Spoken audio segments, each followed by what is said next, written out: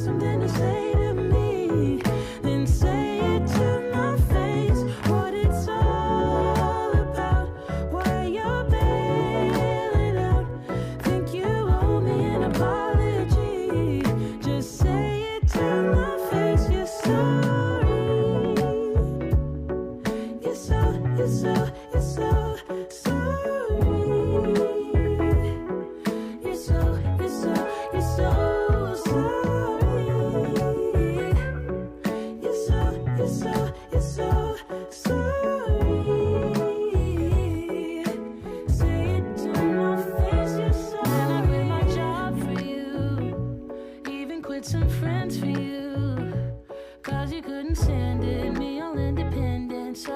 to have me for yourself. That was when I trusted you, when I could add up 2 and 2. When you promised we'd be together, you, me, forever. Now there's nothing left to lose. And though I understand it's hard sometimes to make up your mind in these trying times, yeah, I just can't accept you leaving me when I'm overseas with the heart so heavy. Think that I deserve the truth for once, not a guilty tone, 'cause you're not alone, yeah. You said you wanna come home, but I know you don't. So this time I won't hear it on the phone. If you got something to say to me, then say it to my face. What it's all about, why you're bailing out. Think you owe me an apology. Just say it to my face. You're sorry. You're so sorry. You're so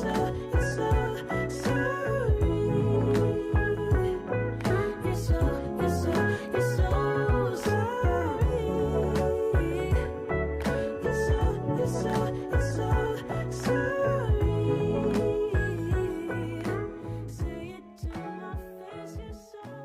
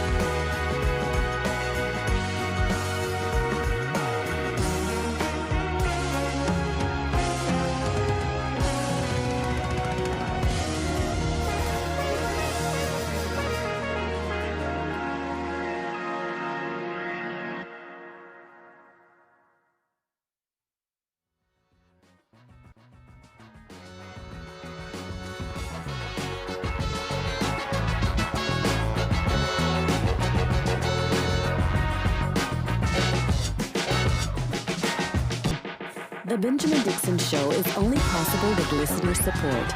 Go to www.patreon.com/The BPD Show.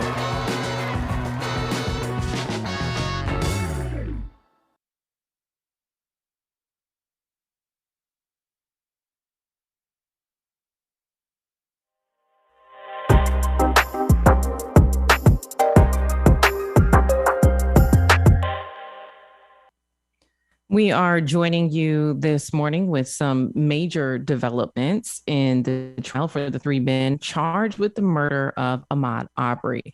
If you've been following along, you know, yesterday, one of the defendants, Travis McMichaels, took the stand, sharing what he calls his side of the story and what led up to the fatal shooting of Arbery. Take a listen at what he had to say yesterday while he was on the stand. Today, in another high-profile trial, the killing of Ahmaud Arbery. Today, defendant Travis McMichaels broke down as he talked about the moments right before he shot Arbery 3 times and killed him. Like a running back, like he's ready to ready to bolt or to move any way he wanted, but he was focused on me. I get to the front of the truck and he turns, it's on me. I mean, in a flash, immediately on me. On you doing what? He grabs the shotgun, and I believe I was struck on that first instance that we made contact. What were you thinking at that moment? I was thinking of my son. It sounds weird, but that was the first thing that hit me. What did you do? I shot. Why? He had my gun. He struck me. It was obvious that he was attacking me, that if he would have got the shotgun from me, this is a life or death situation. And I'm going to have to stop him from doing this, so I shot. Did he stop when you shot? He did not. I shot again because I was still fighting. He was all over me. He was still all over that shotgun, and he was not relenting. So I shot again to stop him. That final shot, he disengaged, and at that point, he let go, he turned and continued to run. Virtually the same defense as Rittenhouse's, that he fired the gun in self-defense as the victim was attacking him, going for his gun, that there was nothing else he could do. Is it always dangerous to put your client on the stand? Absolutely. But in this situation, you have to. He's not saying I didn't do it. He's saying I was justified in doing it. And so you have to offer some evidence to support that justification. Here's citizen's arrest and self-defense. Not saying I agree, just saying there has to be some evidence. And with these facts, I don't know what you would have without his testimony. And joining us now to discuss further is Pastor Anthony Galloway. Anthony, we talk a lot about the historical context, especially when there are trials that are happening for the murder of Black men. And this defense that Travis is using is not necessarily a new one. This is something that we've heard before, oftentimes to try to get defendants off. And I think the clip at the end kind of telling you this is the Hail Mary that they have to go to at this point, because there is no denying the fact that they created the situation in the first place. And this is the thing that's challenging for me. This is very problematic for me, largely because this speaks of the history of trying to flip and turn and use the fear for self-defense.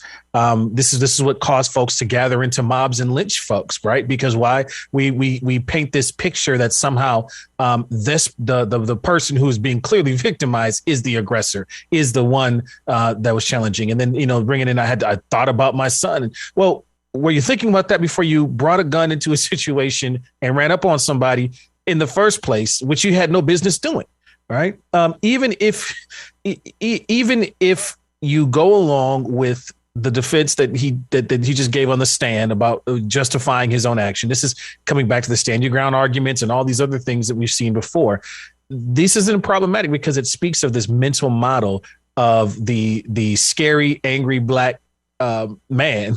And even this is the same mental model that undergirds the Black pastor comment of the defense attorneys. And so these are the troubling patterns, and the concern becomes you can't defend yourself by running away. You can't defend yourself by trying to get out of a situation. You can't defend yourself by Ahmaud Arbery saying, okay, if let me try to get myself out of this situation and still be the one that is upheld as the victim or the aggressor. We even saw, you cover the George Floyd events in the Chauvin trial, Arbery. And you saw the same defense tactic trying to somehow put the police officers who were clearly in powerful control the entire time as somehow having being a victimizer, scared for his own life there. It's a problem. Yeah, absolutely. And I do want to talk more about the pastor comment. But before we get to that, when you think about Travis's testimony yesterday, it is always really risky putting a defendant on the stand. You referenced the Chauvin trial. Chauvin did not take the stand because it can be really, really risky. It can it can incriminate them if they say the wrong things. In this case, Travis shared that there had been an increase in crime in his neighborhood, and that on February 11th, he witnessed someone. He didn't see them clearly. And although he didn't catch them at that time, when he saw Ahmaud Arbery jogging through his neighborhood, he was convinced that it was the same person. And, when I hear statements like this, it's deeply concerning, because as just a civilian, a regular resident who doesn't have, training, you're not a police officer, you are making these decisions and choices to go and pursue someone and do a civil arrest without having any substantial evidence. This is just based on your own intuition. And so even in cases where we're seeing officers who use force excessively and unjustifiably, right? And these officers have years of training oftentimes, or they're going back through training and they're not getting it right.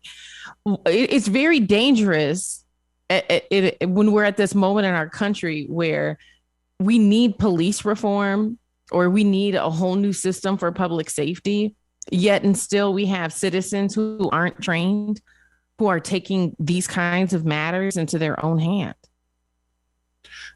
It is for me, as long as the mental models that villainize Black folks and people of color and make them seem to be made to seem aggressive. This goes all the way back to Carl Linnaeus's in the 1700s, trying to scientifically classify people along racialized lines.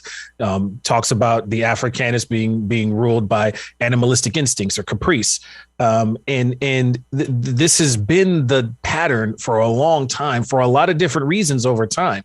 As long as that mental model continues to persist, you'll continue to see folks try to justify creating situations for people of color, particularly Black and brown bodies, to die or be assaulted. And this, to me, is just another peg in that continued mental model that needs to be uprooted. And when you think if Arbery were here, if Ahmaud Arbery were here, what would be his story? What would be his side of what happened? Because you have this defendant who got on the stand yesterday, Travis McMichael, who says he's acting in self-defense. But if you're jogging in your neighborhood and somebody runs up on you with a shotgun, do you not have any rights to defend yourself? And so I wish and I truly hope that those jurors are able to take what McMichael said on the stand yesterday and also think about what you would do if someone ran up on you with a gun, right? I mean, are you supposed to stand it's just, I don't see any person logically who would be in that situation who surrenders to a citizen's arrest. Because I mean, 9 times out of 10, if someone who does not have a law enforcement uniform on runs up on you with a gun, you're likely going to think they're robbing you or they're attacking you.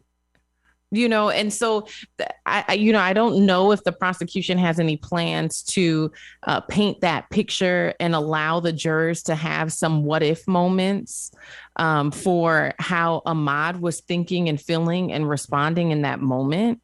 But what do you expect from a person who is approached by 3 individuals and there's a gun? What do you expect? How do you expect the person to react to that? Because what Travis McMichael described, it sounded like Ahmaud was trying to save his own life, not attack them. Ahmaud didn't have a gun. It's a flimsy proposition to go down the road of personal self-defense when it's a situation that you created. And as somebody who's been in a situation where a group of white guys just come run up on you and you've had to fight, I've been there. and what if you go down the road of what if that was his response to defend himself? What if that was the time and he was like, not today? This is not about to happen to me again today. What if this is what if going through his mind was, here's another pattern? All of these are important and legitimate questions, but I can't stress enough. They created the situation. This is the kind of gaslighting that bullies our children in schools racially. This is the kind of gaslighting that gets folks to microaggress us into early death. This is the unfortunately in this case directly. This to me is gaslighting. You can't claim self-defense in a situation you created and you had no business being there. And it's problematic if we allow these things to continue. And the thing I believe, Anthony, that gives people like Travis McMichael confidence to go out in the world and act in this manner is the fact that they had the protection of the DA. You had Jackie Johnson, who stepped up, who intervened, who told local law enforcement not to arrest them. We'll see what happens in her case because she has now been charged. But I want to pivot here. I know we have Ben Dixon on with us as well, who is live outside of the courthouse this morning, because today what we're expecting to happen outside of that courthouse is more than 200 pastors are going to gather there after the comment was made by the defense attorney that he didn't want Black pastors in the courtroom after an appearance by Jesse Jackson. Ben, do you know, I think you said that they're anticipating a lot more than 200 pastors. Yeah. Do you have any insight as to what churches might be there today? Yes. Good morning, Georgia, and good morning, Pastor Galloway. We are here at the Brunswick County Courthouse, and we have started seeing pastors gather already. So far, they're gathering in front of the courthouse, as you can see behind me. They are coming out to make a statement for the people. And then on the south side of the courthouse, they are gathering with a large stage, a lot of seats ready for the pastors to do their prayer vigil. We are expecting over 200 pastors. Pastor Jamal Bryant from New Birth Baptist Church there in Atlanta is spearheading this along with Reverend Al Sharpton, Benjamin Crump, and others. No, thank you so much, Ben. And Anthony, I'd love to have you chime in here as a pastor yourself. What were you thinking when you heard the defense ask for a mistrial because of the presence of a Black pastor inside the courtroom? Again, this continued pattern is what was going through my mind. And this was the conversation of the pastors in our local areas. We were deciding how to support folks who wanted to go and be a part of this event. So they are AME pastors, Baptist pastors, Kojic pastors, all across the country who are showing up and are present right now. The thing that was going through my head mostly, though, was this continued pattern of trying to present, in particular, Black folks as threats. Somehow that our presence makes it impossible for something to get done. In this case, that's what was going through my mind. I just saw it as a continuation of what was going through Travis McMichael's mind when he rolled up on Ahmaud Arbery. So that was going through my mind. The other piece that was coming through my mind, though, was the important need to show up in solidarity. Remember, it was Black pastors who Lincoln tried to gather in order to repatriate us back to the continent of Africa, who said no, and tried to gather Black pastors again. Sherman did for the 40 acres and a mule conversation. So Black pastors represent something in this country that is a threat to white supremacy. And I think that was what was going through the minds of myself and many other Black pastors that I was talking to, in response to that. It's like, oh no, okay, it's time to pull up and show up. Well, and I want to go back to Ben here because I know he is live. Ben, we're talking about men of faith here who are going to be praying specifically with Ahmaud Arbery's mother right? Helping console her and helping her get through this difficult moment. Have you been able to speak to any of the pastors and why they feel like it's so significant to be here in this moment? I've had a chance to speak with a couple of pastors, and they are still gathering, Georgia. The sentiment is simply this, and it's really what Pastor Galloway just said. The role of the Black pastor in history has been significant, and they're showing up again to show the significance of the Black pastor, the Black church, and the Black radical tradition. And Ben, it brings me back to this conversation you and I have all the time about Black protesting, right? When Kaepernick took a knee, oh, that's terrible. Don't do that. Mm-hmm. But then after George Floyd was murdered, we saw buildings burnt down, and then people are like, please don't do that. Take a knee if you have to, right? That's right. And then now we're seeing pastors who are coming, standing in solidarity, offering, pathways for families to express themselves through their faith. Very, very peaceful way of gathering and coping with such a difficult moment. Yet and still there is a protest to this family having any ability to lean into their spirituality in this moment. That's right, because they understand the spirituality, and Pastor Galloway can speak to this far better than I can, but the intersection of spirituality and action, faith without works is dead, according to many of the pastors that are here. And so their faith in action is to stand up for those families in real time. Besides, Georgia, what good is our faith if it's not here to serve us in some of the most difficult times that you could possibly imagine? And why is that considered a threat? And that's the question of the hour.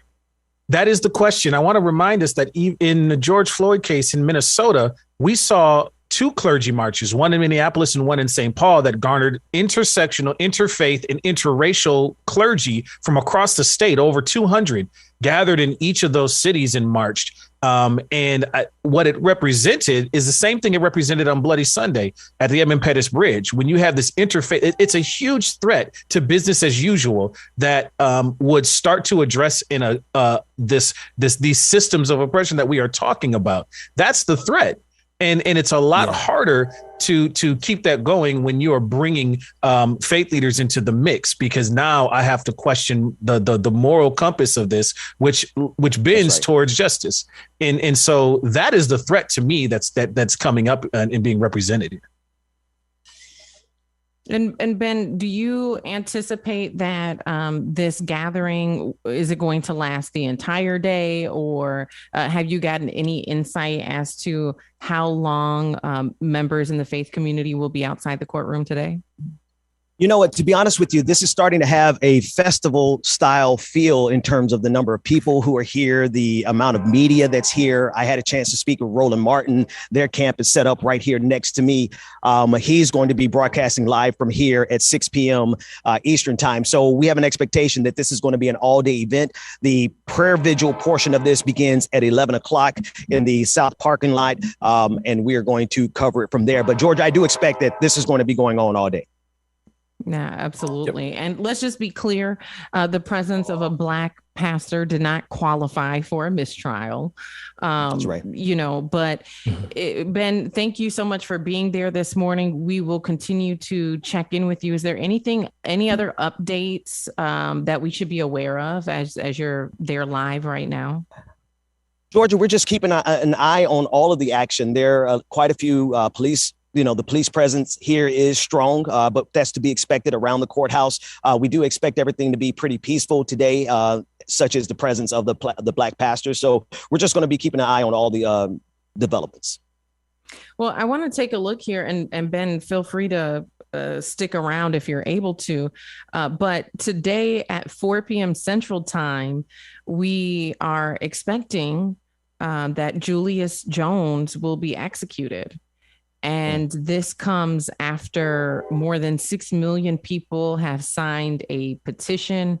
This comes after evidence has surfaced that has caused doubt for a lot of people who worked on this case, specifically the fact that Christopher Jordan has admitted to other people that he actually was the one who killed Paul Howell. And he admitted this to three people who didn't know each other. Those three individuals came forward and they signed affidavits admitting that this was a confession that they heard. And throughout the 20 years that Julius Jones has been in jail, he has remained, he has continued to claim his innocence. I believe we have some audio on this. I want you guys to take a listen from individuals who have been advocating on this issue. The governor there has less than 24 hours to decide the fate of Julius Jones. He was convicted of a murder in 2002, a murder he insists he did not commit. His execution scheduled for 5 p.m. Eastern tomorrow. The state's governor, Kevin Stitt, has the power to halt it and commute his sentence to life in prison with parole. That's the recommendation from the parole board, but on which the governor has yet to act. Jones says an acquaintance framed him in the murder of an insurance executive more than 20 years ago.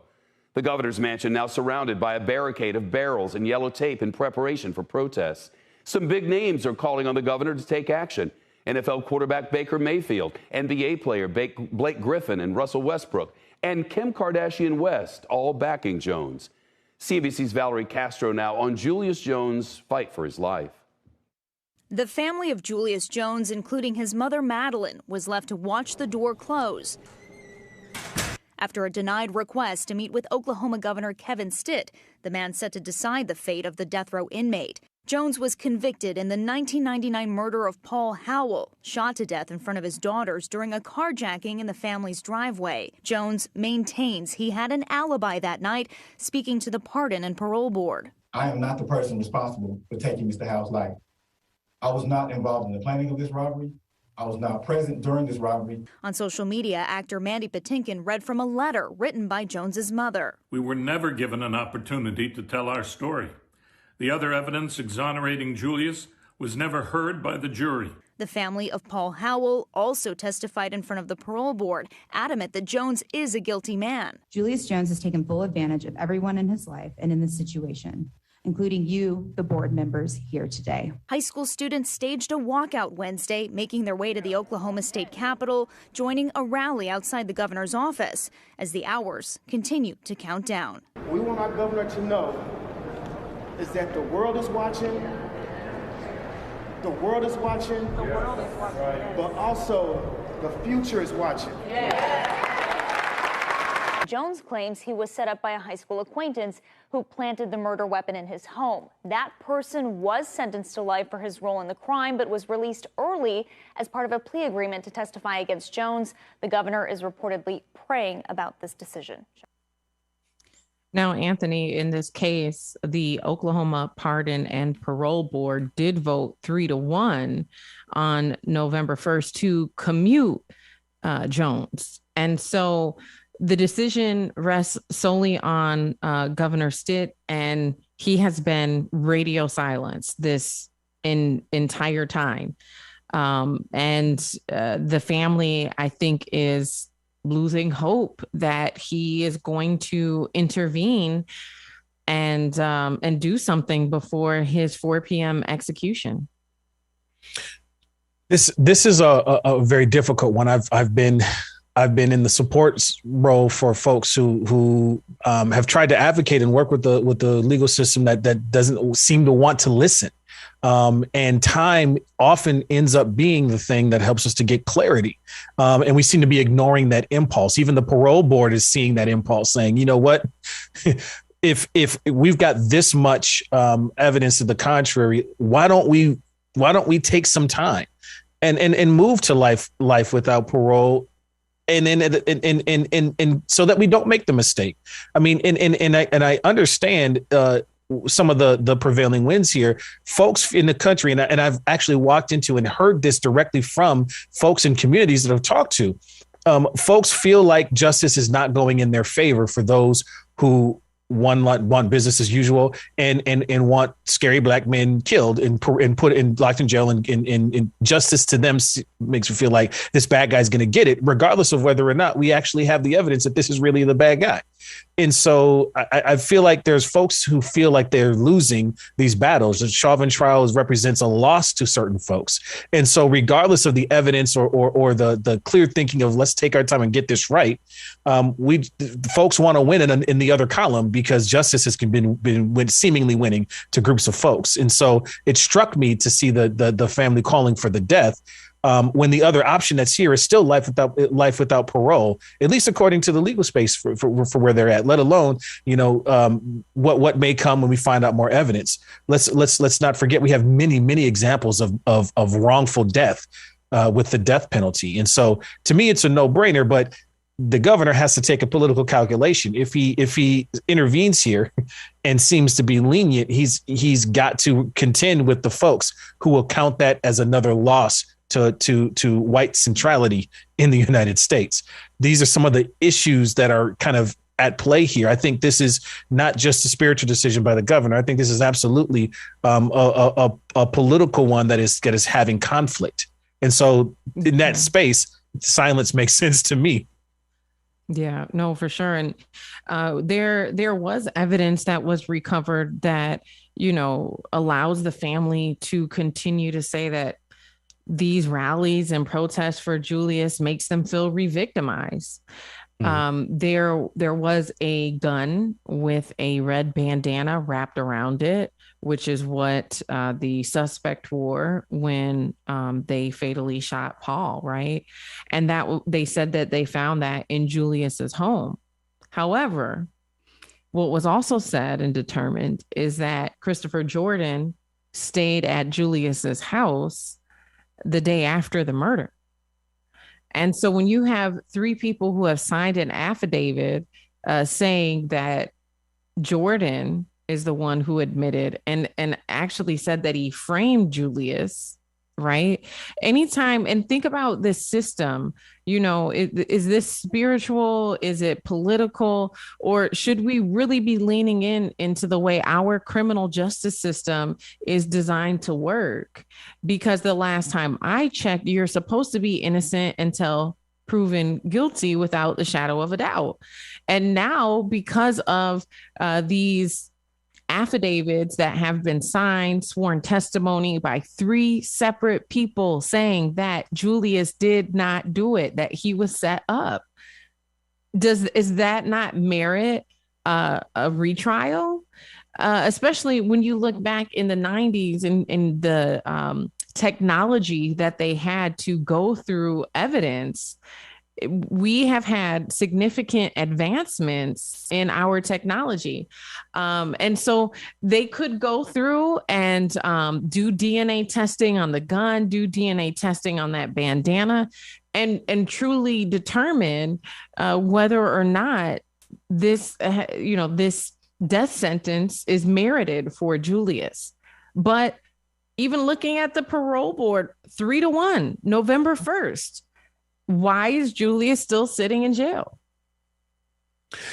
And, you're talking to somebody who does not support the death penalty in any way, shape, or form. As much as hard as that may seem, if I'm, in the pro-life argument, you can't be for it on one end of the spectrum and not on the other. And so, for me, it's a no-brainer to take death off the table, especially when you have those contentions there. But there's something in here around the plea.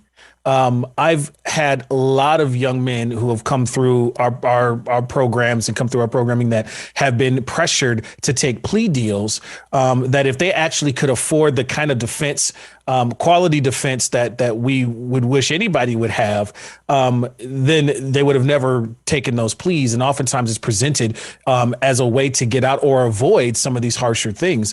And so the plea deal that was taken by, as you brought up, the other folks who were suspects and possibly involved in the framing, that plea that I'm going to take this plea so that I get off the hook, but then it puts somebody else in a hot seat, whether or not the evidence really lines up for them. This is a problem. And folks who resist pleas like this in many cases are often punished or put higher pressure on. Or you're told it's going to be worse for you if you don't plea out to something lesser or come and enter a guilty plea or something like that. This has been used to get a whole lot of folks, young folks in jail where the evidence doesn't back it up. And so for many of us watching this, that situation is not new. And talk about re-traumatizing and facing that again. And so I think that's also in the mix as we talk about this. Absolutely. Well, we are on the clock. I encourage you to stick around. We are live outside of Brunswick, Georgia, the courtroom where 3 men are being charged with the murder of Ahmaud Arbery. And Ben Dixon is there. He is going to be talking to pastors who are gathering there outside the courtroom in solidarity with the family after the defense asked for a mistrial because of the simple presence of a Black pastor and a civil rights icon. So you definitely want to stick around. That's coming up and more right here on the Benjamin Dixon Show.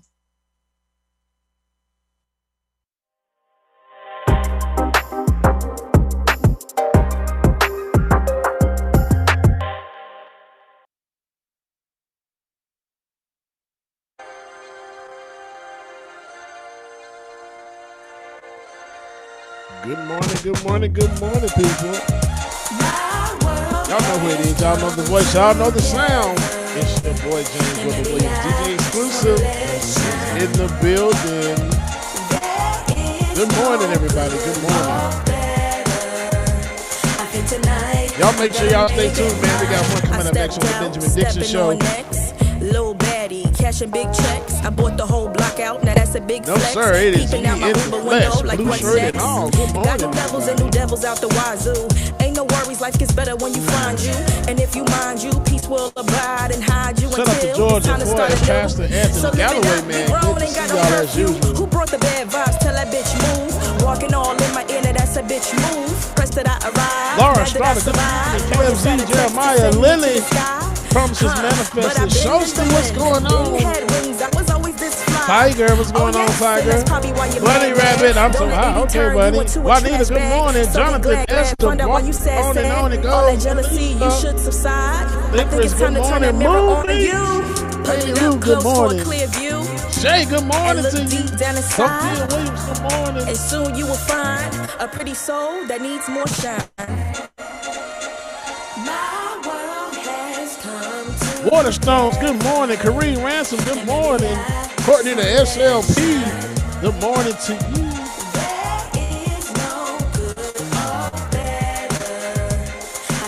You still sounding loud today?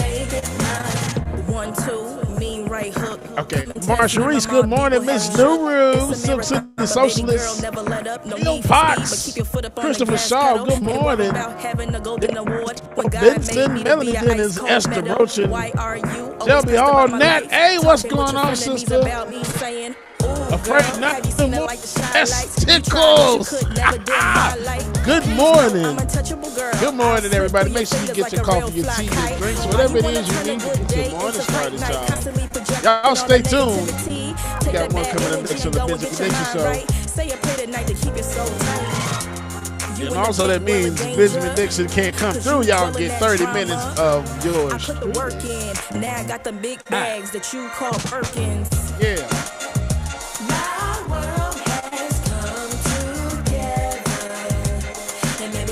Iris, good morning. Chris, good morning.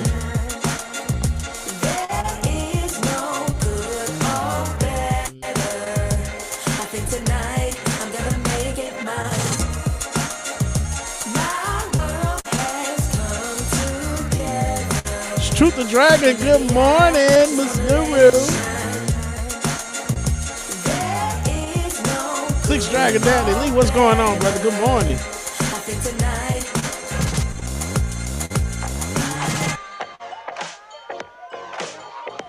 AB the truth teller.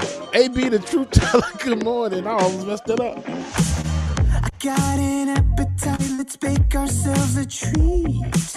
What you've been mixing, serve it up the way you please. I love the way you shake, you stir, you heat, you squeeze. So thick. Push up and butter me. Push that, shake that, smack that, mix that up, marinate that. That's right, y'all. Bubba is at the helm this morning. Brother Chuck Diesel, good morning. Baby, pour that sweet on me. Baby, shade that, we Becky B. Cook up, we can syrup when we hook up, just you and me.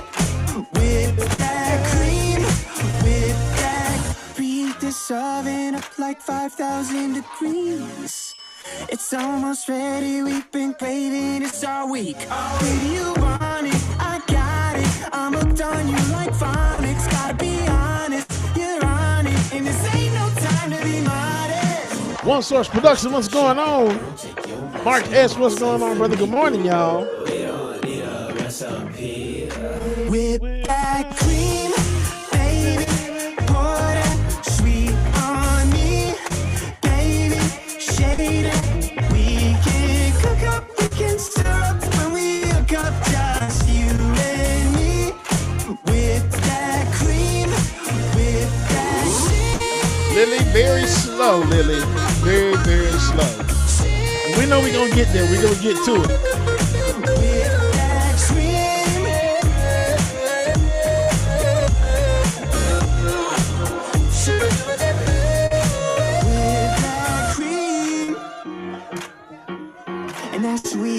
Brother Bryce, good morning. We can cook up, we can stir up when we hook up. Chuck Diesel. Exit Youngblood, please, sir.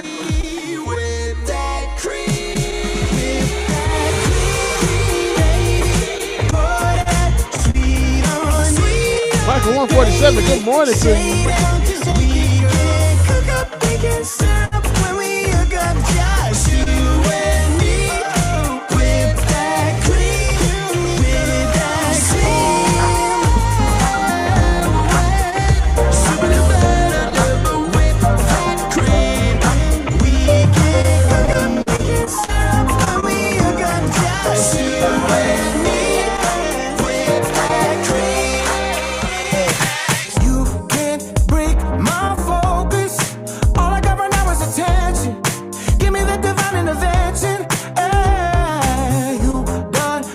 That's right, y'all. Y'all are rocking with the Bubba Show this morning. Good morning.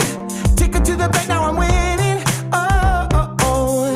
Call me crazy, tell me lies. It won't stop me, watch me rise. No more anchors holding me down. All I need is more. One more hour, one more minute. DP, good morning. You better twirl away. I see you.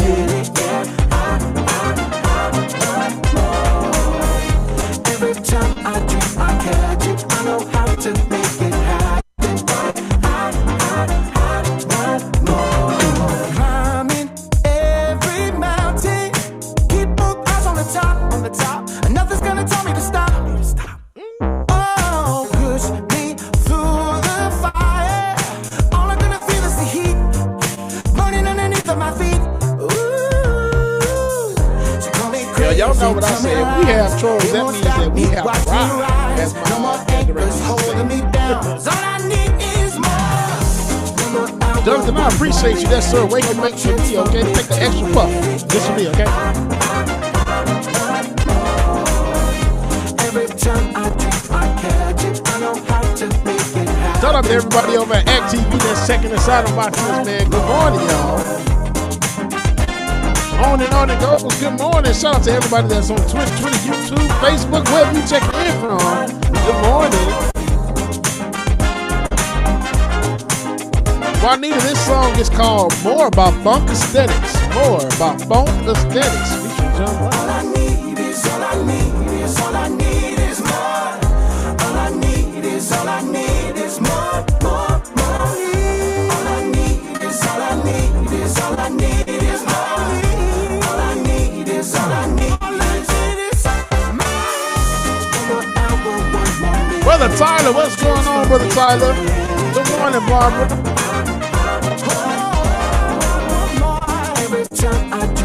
On and on. I'm pleasant, Juanita.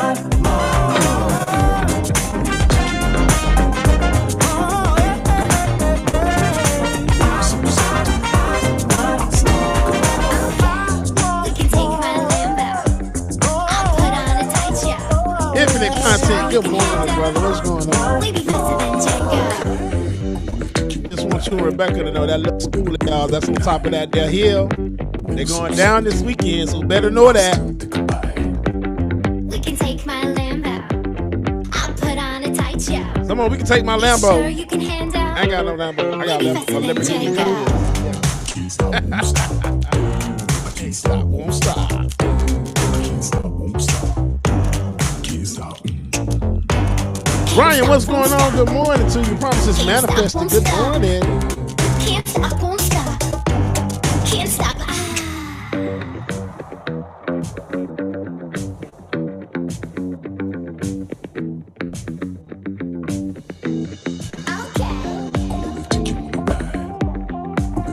Oh, Sammy Lynn the Kind Dragon says, unrelated fact, he called my littlest Bubba because that's what he called bottles. That is adorable. Sammy Lynn, I appreciate you.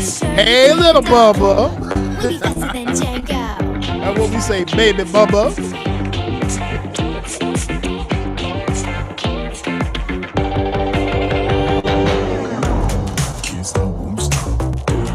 Oh, I get the full screen treatment. Y'all get to see my big ass face in the screen. Good morning, everybody. Good morning, good morning. Good morning, y'all. Make sure y'all stay tuned. We got more coming up next on Benjamin Dixon Show. That's why I call it the Butterfly Dixon Show now. Okay. Rosie B, good morning. Kareem, DJXXXclusive, good morning. Patty B. Can't stop. Hey, this song is called Can't Stop, Won't Stop by Magnetism.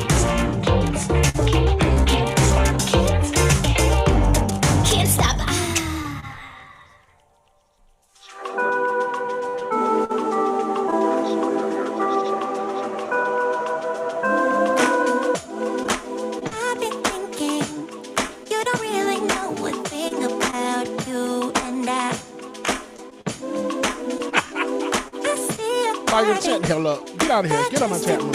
Tiger says, where do cows go on a date? Where do cows go on a date? To the movie.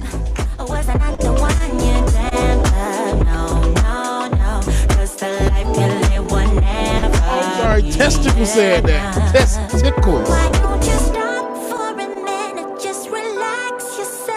Amber Layla, good morning. Good morning, Mama and Daddy. They are in the chat room. Good morning. I love y'all. Mean it.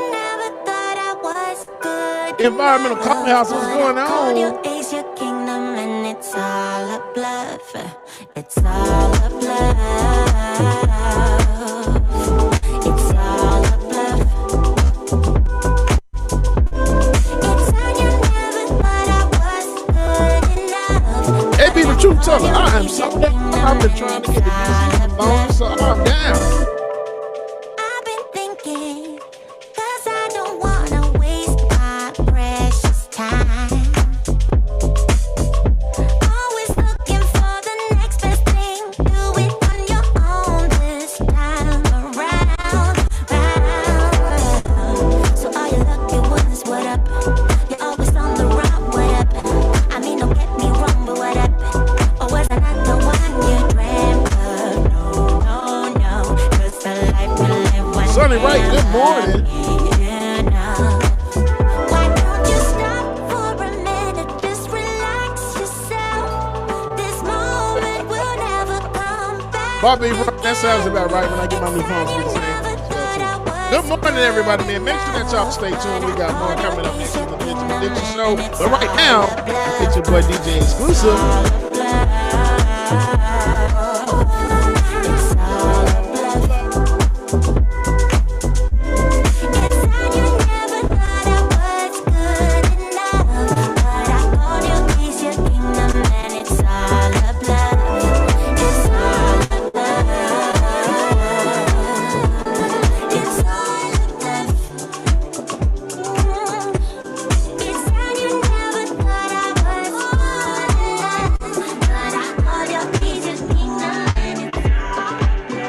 Sticks and stones may break my bones. Good morning, Q. Love you, mean it. Good morning to you. No, I ain't been right more than I've been wrong, and it still can't hurt me. No, it just can't hurt me. No. No, you just can't hurt me.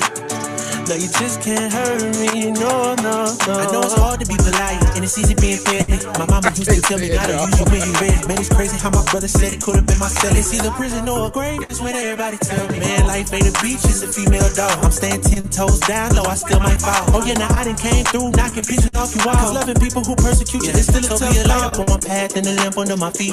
I know my faith strong, but my flesh still kinda weak. When that victory be looking like the verge of defeat, and I feel that disrespect, help me turn my other cheek and say sticks and stones may break my bone, but you words can't hurt me. No, you just can't hurt me. No, I ain't been right more than I've been wrong, and it still can't hurt me. No, it just can't hurt me. No. No, you just can't hurt me. No, you just can't hurt me. No, no, no. No, you just can't hurt me. No, you just can't hurt me. No. See, it's hard to be polite. It's easy being petty. Mama used to tell me, gotta use you. Y'all, I forgot to tell y'all, I met Tom Hanks once. Yes, I did. I met Tom Hanks. He said he was rude as hell, though. He was just so rude. So I asked for an autograph, and all he wrote was thanks. So be a light up on my path and a lamp under my feet. I know my faith strong, but my flesh still kinda weak. When that victory be looking like the verge of defeat, so many people here. Watch what I say. Turn my other cheek and say sticks and stones may break my bone, but your words can't hurt me. Oh, y'all get it now, don't y'all? I've been right more than I've been wrong, and it still can't hurt me. No, it just can't hurt me. No. Hey, y'all, also, I learned how to use disposable masks, like coffee masks or filters to brew espresso. I learned to use disposable masks to brew espresso because they're coffee filters. Coffee filters?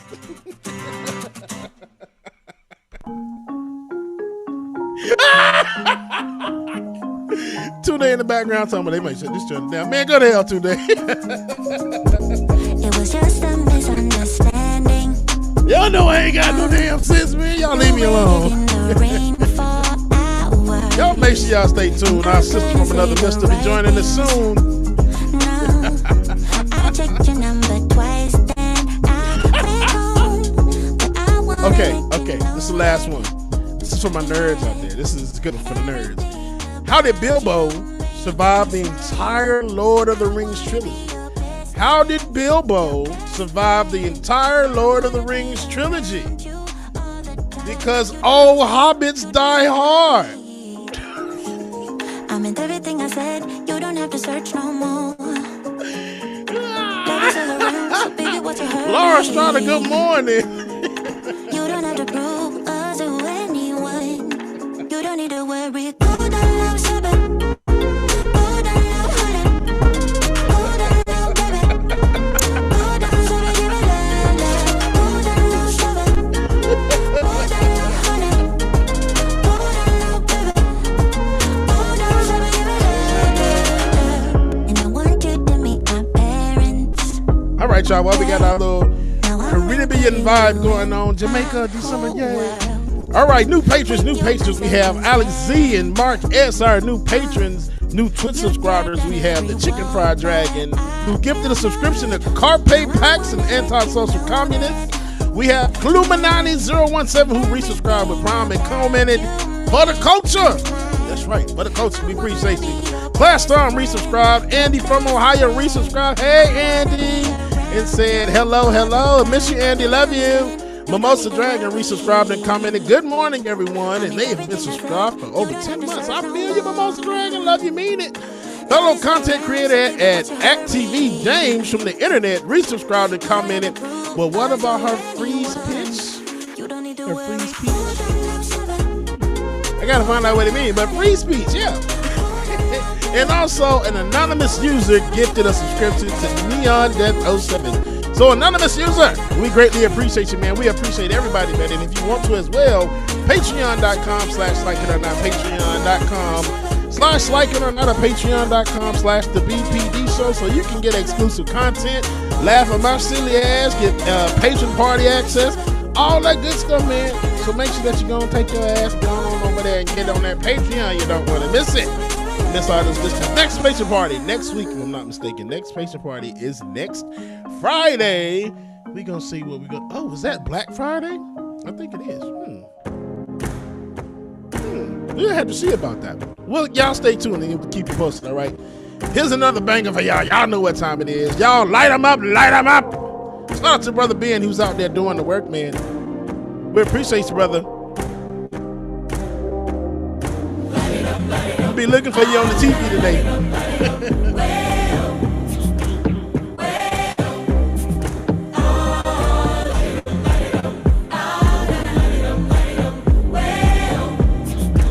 Lunch break hot take. Good morning to you.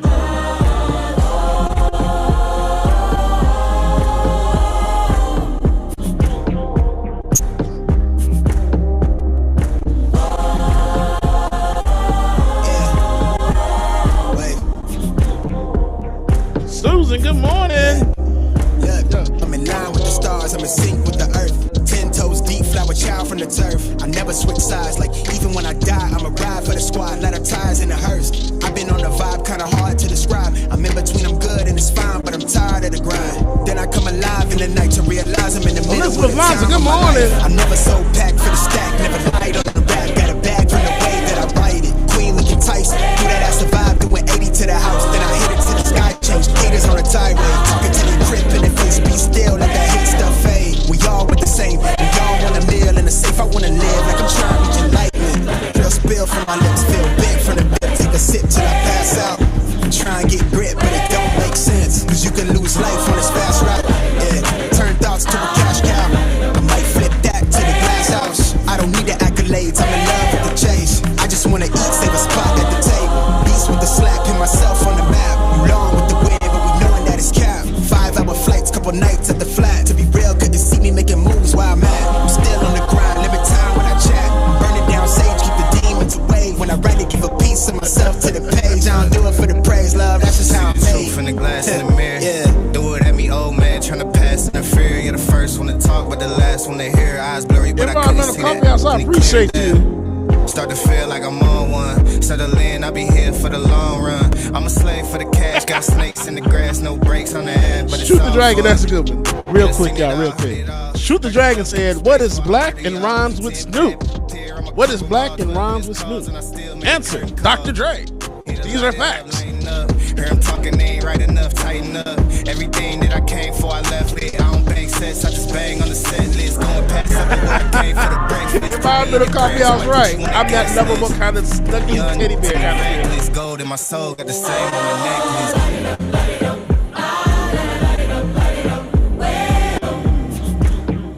Say that's absolutely right. It's a mini patron party with non-copyrighted music.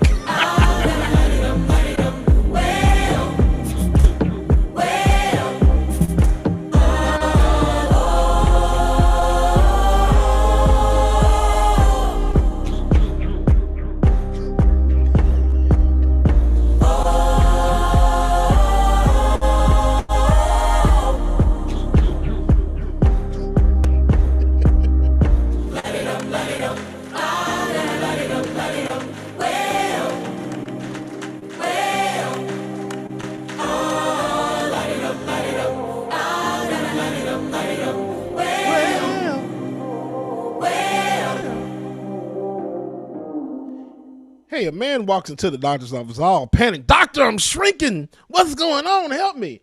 The doctor replies, well, sir, you're going to have to learn to be a little patient.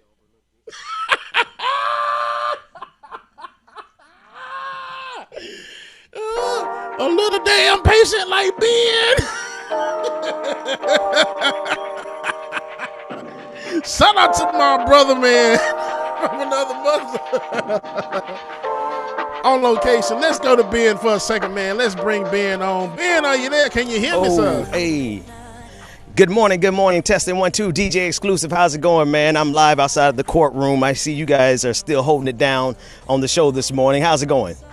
It's going good, sir. You ain't called me. I would have pulled up, Ben. I would have pulled the hell up, DJ equipment and all. I would have been right there by your side. Man, Man, Brunswick is about 5 hours from where you are, brother. It was only 30 minutes from where I was, so I wanted to make sure I came here and represented. We're going to be speaking with various pastors as they come through the day, and we even have Savannah State journalism students here. They're out here doing some great work, so we're going to bring them in to say hello during Like It or Not. DJXXClusive, it's in your hands.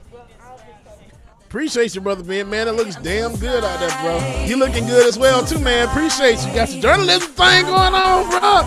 I'll be so proud of y'all. Y'all be making me cry. Oh, God. I love it, man. Do your thing out there, brother Ben, and please be safe, man. Please be safe. They start acting crazy, let me know. I'll get down there in 3 hours. 5-hour trip is only 2 hours for me. Y'all stay tuned. Like It or Not is coming up next, y'all. In the back of my mind, there's someone waiting on me. You're just wasting my time because you're scared and lonely. Finally got some closure. Yeah, I can finally start over.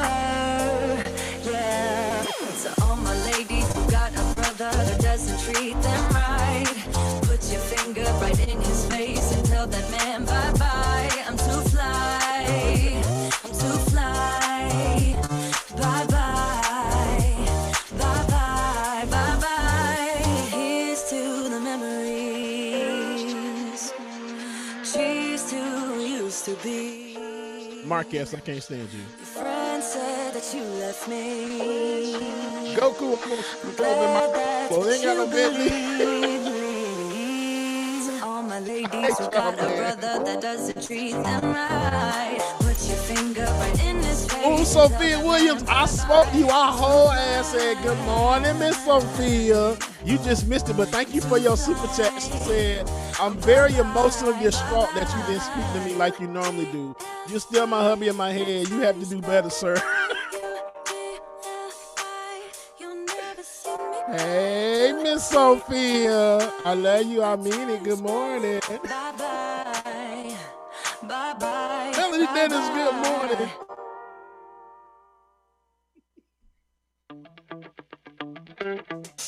Time goes by and I wonder, are you and me still the Why the hell for being in my ear? Cause I can't stand being.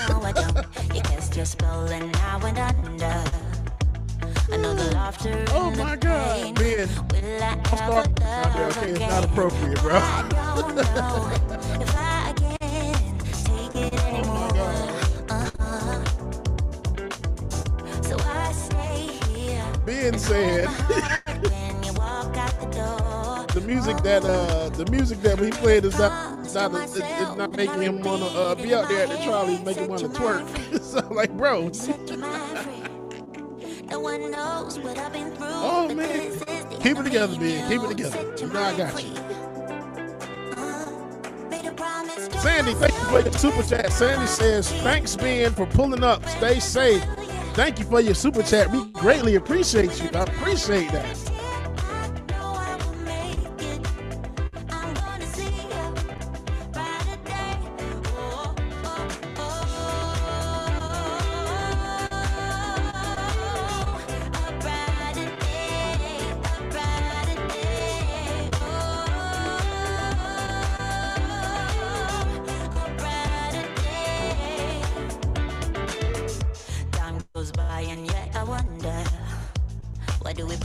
She said 5. What can we just give ourselves? You cast your spell and now and under. I know the laughter and the pain. Will I ever love again? I don't know. What the hell? All right, y'all. Since I got it and it is Thursday, here's a throwback jam. Copyright that is. Throwback Thursday. Let's get it.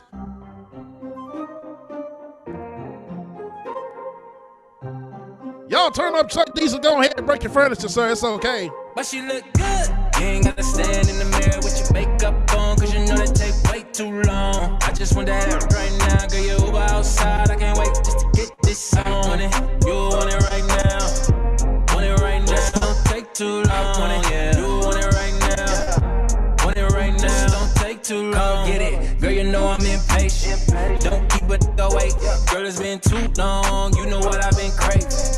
Girl, I'm tryna taste it. You know what I like. Known to get freaky in the night. When she hit the room, you know it's on sight. And she all on my type. And you know I don't like to wait, no. Oh, if you feel so inclined, this is a mini Patreon party. Y'all go ahead and tip your DJ, man. Tip your DJ, DJXXXclusive. Let's get it, let's go. I just want that right now. Girl, you Uber outside. I can't wait just to get this on. You want it right now. Want it right now. Don't take too long. You want it right now. Want it right now. Don't take too long. Don't take too long. I've been waiting on you to pull up. Girl, I know you got a man, but he can stay at home. He don't need to be around when I'm taking you down. Damn, that drink too strong. We can roll up. My baby, just hold up. Say you got a friend, bring it in. We can do what you wanna. I know you need it. Not to sound conceited, but girl, I complete you. I don't wanna wipe you up, no. But she look good. You ain't gotta stand in the mirror with your makeup on, cause you know that take way too long. I just want that right now. Girl, you Uber outside. I can't wait just to get this on. You want it right now. Want it right now. Don't take too long. You want it right now. Want it right now. Don't take too long.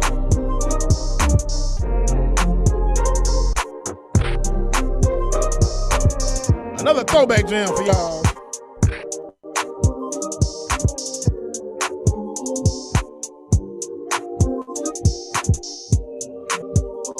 Why you tryna play me? Telling me I'm crazy. Tryna prove me wrong in every fight. Knowing that I'm right. Why you tryna wreck me? Always wanna check me. Wanna call me out in front of friends. Careful where you tread before this ends. You love me and I love you, but butting heads is what we do. Bullheaded, stubborn, wild, crazy lovers. You love me and I love you. Why can't we just match the two? Why we get so mean? Light the match, I'm kerosene. We're fire. Oh, baby, we're fire. Right. Doug Diesel, right, man. This is y'all song.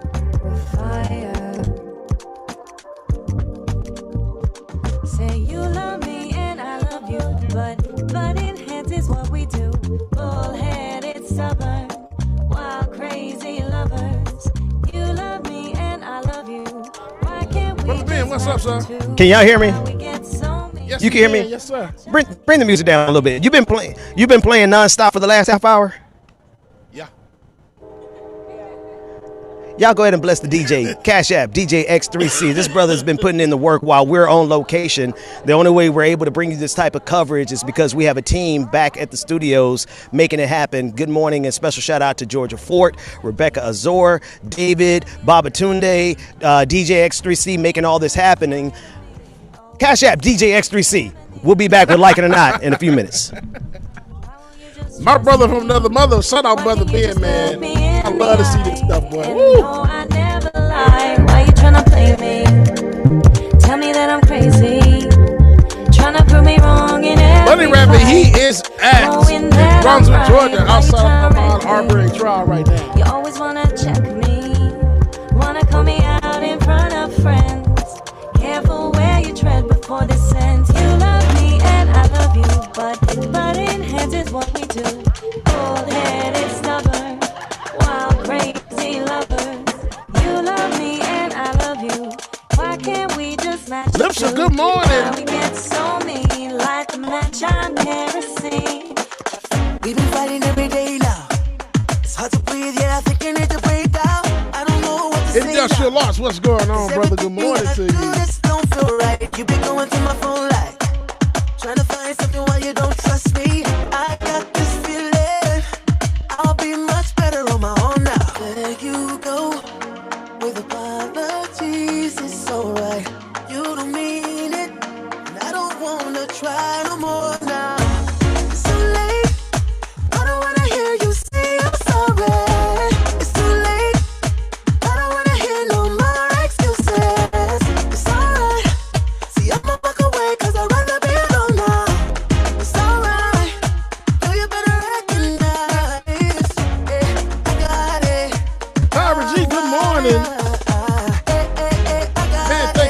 much. I appreciate y'all. Baby, you don't wanna act right. Give your chance after chance and you blew it. All you wanna do is pick a fight. Man, I really can do this like all day long. I love this. Man, always seeing what I don't do. Give you everything I had till it Today, you see him too today? I'll be much better on my own. Being going 100 miles a minute was typing, looking around, doing everything. I'm like, damn, that man on it. LD, I appreciate you. Good morning to you. I don't wanna hear you say you're sorry. It's too late. I don't wanna hear no more excuses. Maureen Weber, good morning, Maureen. See, I'ma walk away 'cause I'd rather be alone now. Lily, love you too. Ill Hustler, good morning, Ill Hustler. Kareem, you saw them little fingers was gone, wasn't they?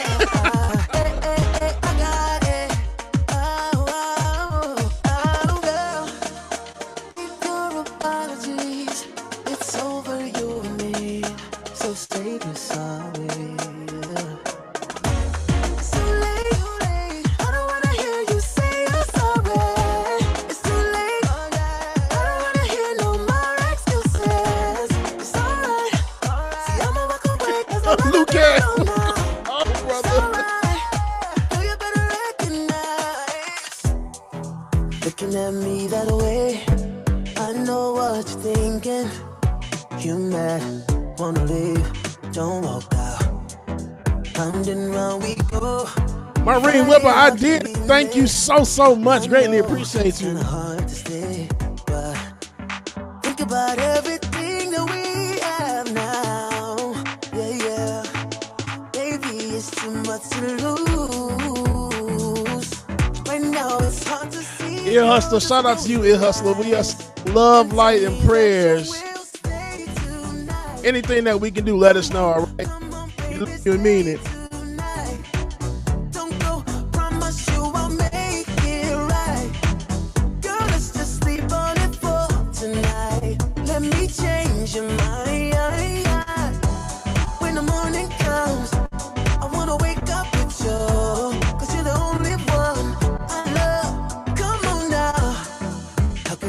This up, you're the best thing ever happened to me. Girl, I finally see, yeah. I never even knew how much I really need you. Yeah, y'all please show Ear Hustle some love in the chat room. Lost their father yesterday, so please show some love in the chat room. Baby, it's too much to lose. Right now it's hard to see, girl, just close your eyes and tell me that you will stay tonight. Come on, baby, stay tonight.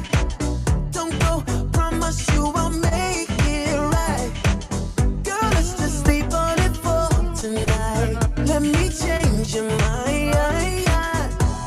When the morning comes, I wanna wake up with you, 'cause you're the only one I love. Come on now, think about everything that we have now. Yeah, baby, it's too much to lose. Right now it's hard to see, girl, just close your eyes and tell me that you will stay tonight. Come on, baby, stay tonight. Don't go, promise you Another throwback jam for y'all.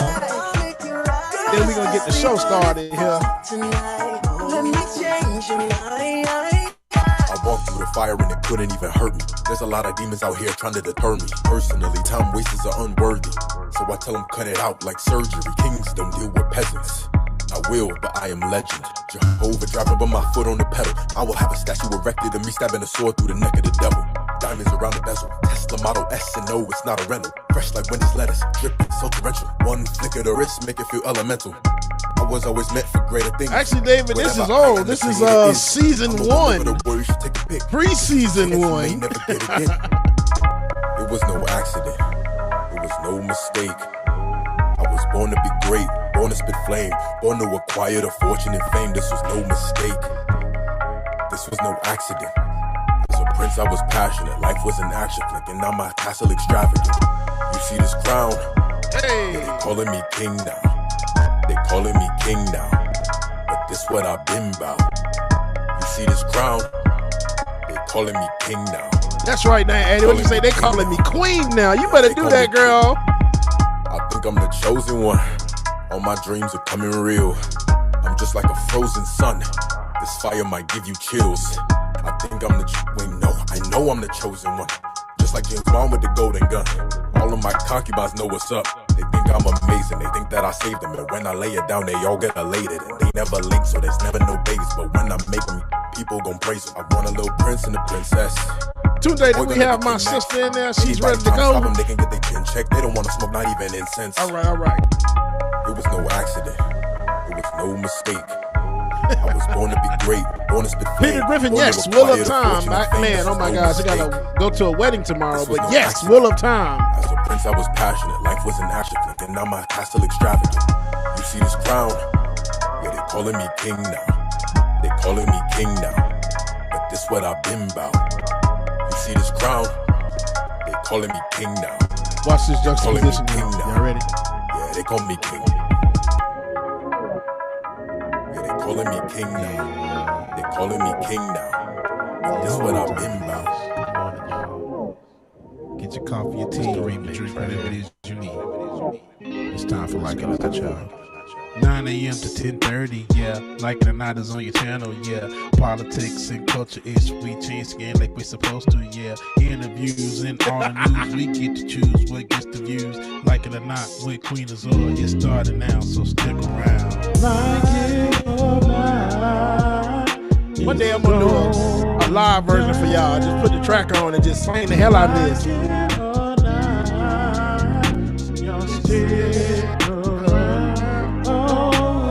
Rebecca Azor is coming through.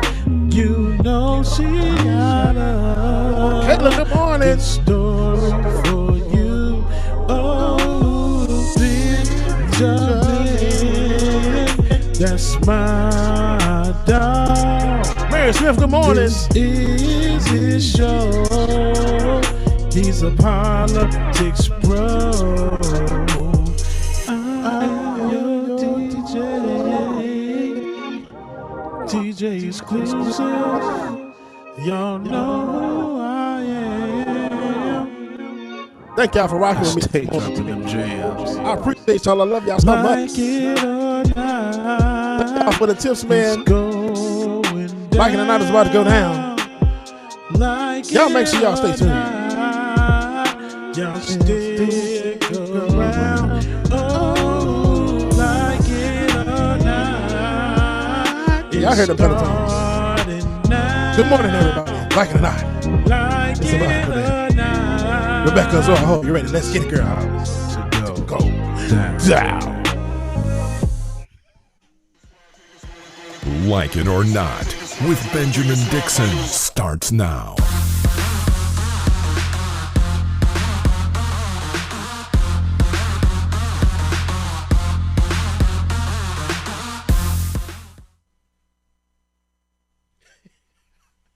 Good morning, good morning, good morning.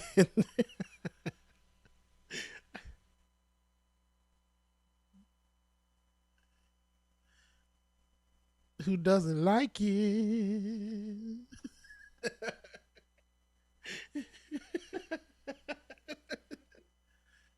I'm good. I'm good. Strung up. I'm high off Mountain Dew. No, I'm just playing. Live coffee. How you doing this morning? Might really be on Mountain Dew. You might really be on the dew of the Mountain Dew. See, this is what happened when y'all let me be by myself for 30 minutes.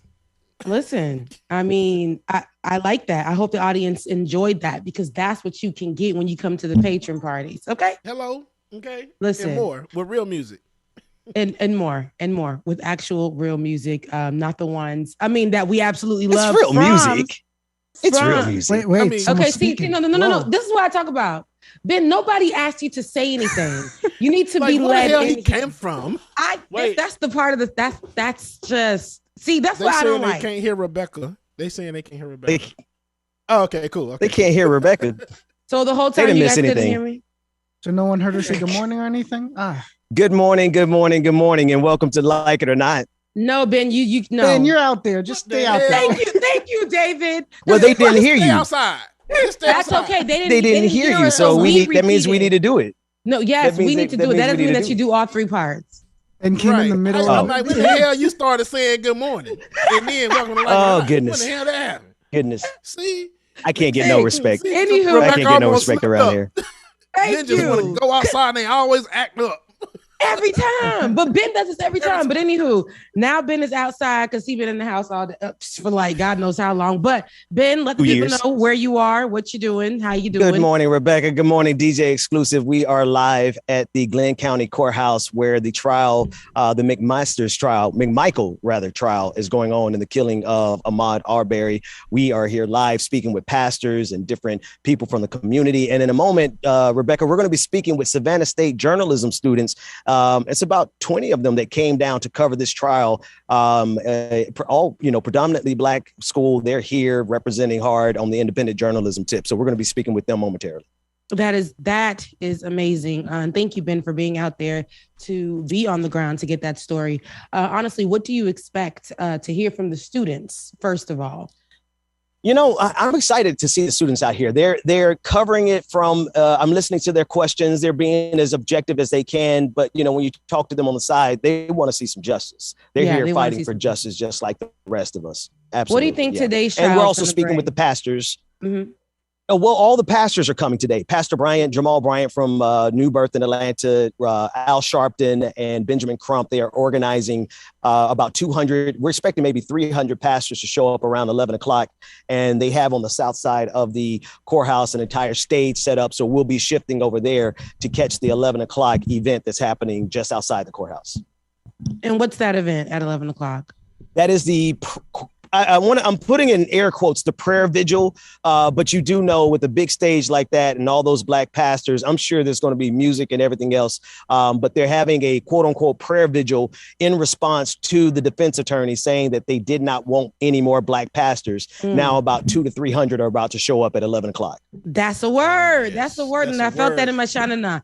We've seen during this trial, we've seen clips during this trial of, there's being an issue, with the Black pastors being in the room. And this right here, I like when we have solidarity. I love when Black folk, and we come out here and we show that there are strength in numbers. And no matter how many Black pastors are in the room, no matter how many Black pastors support this, it's going to be up to the justice system to get it right. That's right. But there will always be solidarity amongst us. Get it clear. That's right. But Ben, I'm so happy that you're out there. Can we expect to get some live footage possibly? I mean, it's like it or not. I mean, it's the best. Yeah, like it or not, we'll be speaking. So, I'll be jumping in as I grab people. I'll be hollering at our producers, but we're following your lead, Rebecca. And yeah, like it or not, it's going down. Yeah, it's going down like it. And thank you so much, Ben. We will be tuning in with you again a little later in the show. You guys send Ben some love. Make sure you guys are tweeting at him for updates and follow-ups. And as this continues to develop while Ben is out there, we'll be on it. Love you, mean it, Ben. Love you, mean it. See y'all in a few. Crazy sometimes to see Ben grow up like that. Look at him. He's so big. He's just out here just doing what needs to be done. And I love it. I love it. Yeah, he gonna work on it. He gonna work on it. It's what we call, he's a one-man band. That's what we're calling it right now. He's out there. He got that's what we call it in journalism. You got your camera, he's out there like he got a whole bunch of production crew with him. He does not. But it has been out there doing what needs to be done just on the ground. out there. One man band. But then that's what we call it. That's one of the things in journalism that you. Why you can't put me out there like that, Rebecca? Then you got to put all of our business out there. Weren't you at the tree? Right. It's all walking distance, my dear. I forgot that y'all are in the same Zoom so you can see what he doing, Rebecca. That man skipped right back over to the camera. But anywho, Ben, you could take out the earpiece and have a breather for a moment. Let us do the show. But at this moment, you guys, there's so much other news that we will cover in light of, as well of the Arbery case. We know that there are these defendants, right? They're going crazy. These white defendants are going crazy, and it's crazy how we get to really sit here and look at these cases, right? For the two men who murdered Ahmaud, and then we have the other case with Kyle Rittenhouse. I don't know, Rottenhouse. I don't really know, but we have this case as well, the Rittenhouse case, and with the same kind of mess happening in that courthouse with the judge. You know how we were saying, you know, when these the pandemic showed us, and I don't think it was really the pandemic. I think it was Donald Trump's presidency that showed us that these people who are in leadership over our judicial system have now proudly put back on their hoods and sat in these seats. That is what's crazy. They've just been wearing the uniforms. Now they're able, and except for this particular judge in the Rittenhouse case, we can see there's favoritism. We can see there's some kind of issue that he has. Racism. Straight up racism. We can see that there's an issue that he has with Black people. I know that we're going to go a little bit out of order here, but I want to take it to the Rittenhouse. I want to take it to the Rittenhouse video of the judge talking about Blacks being in the courtroom.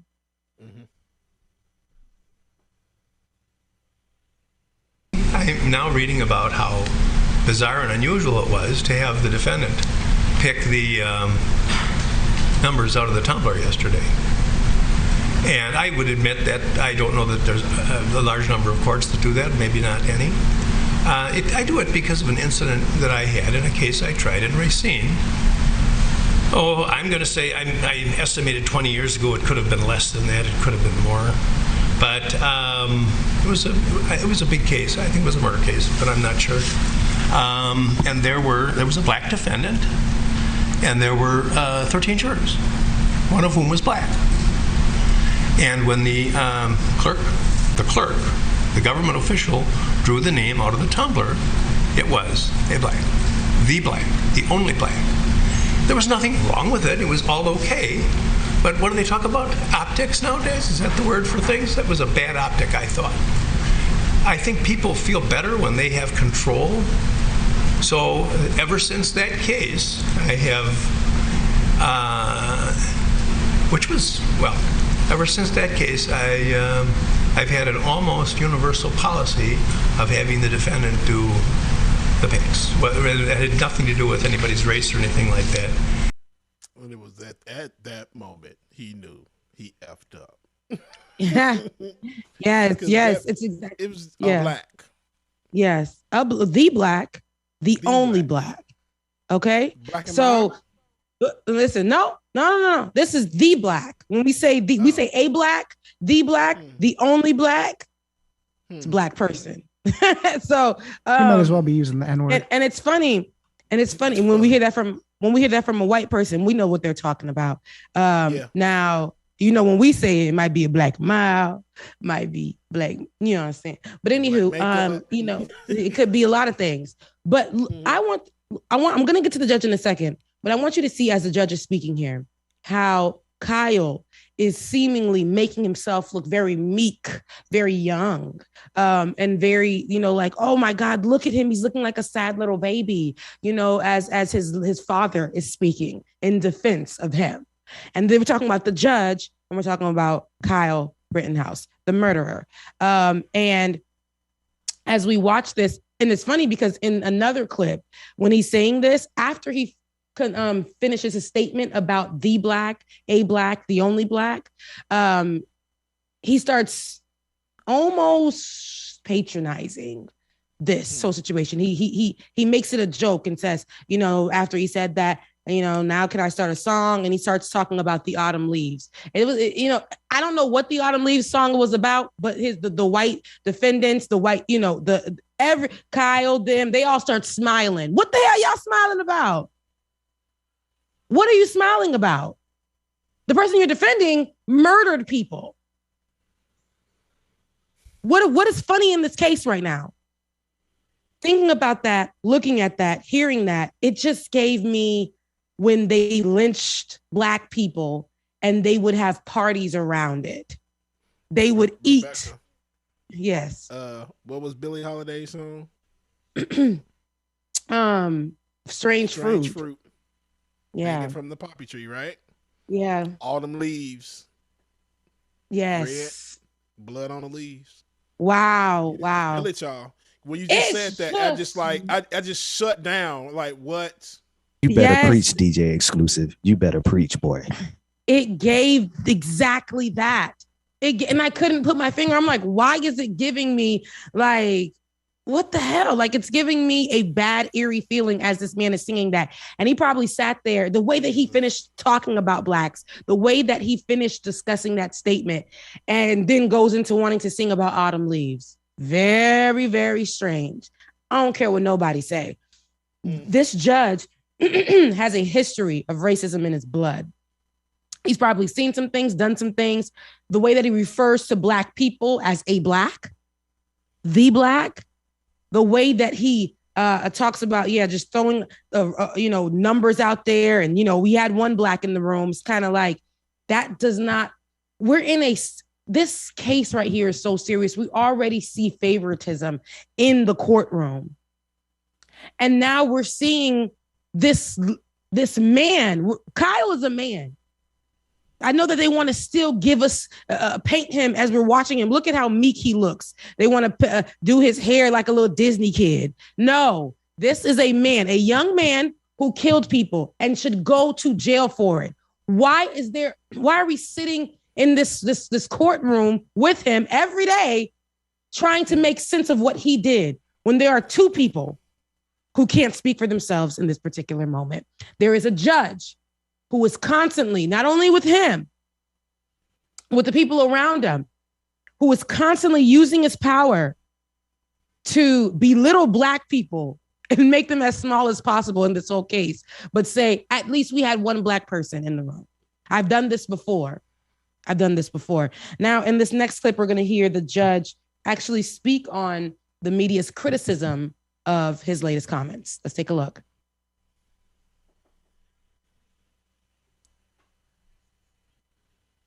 The business about people not being identified as victims. How would you like to be put on trial for a crime?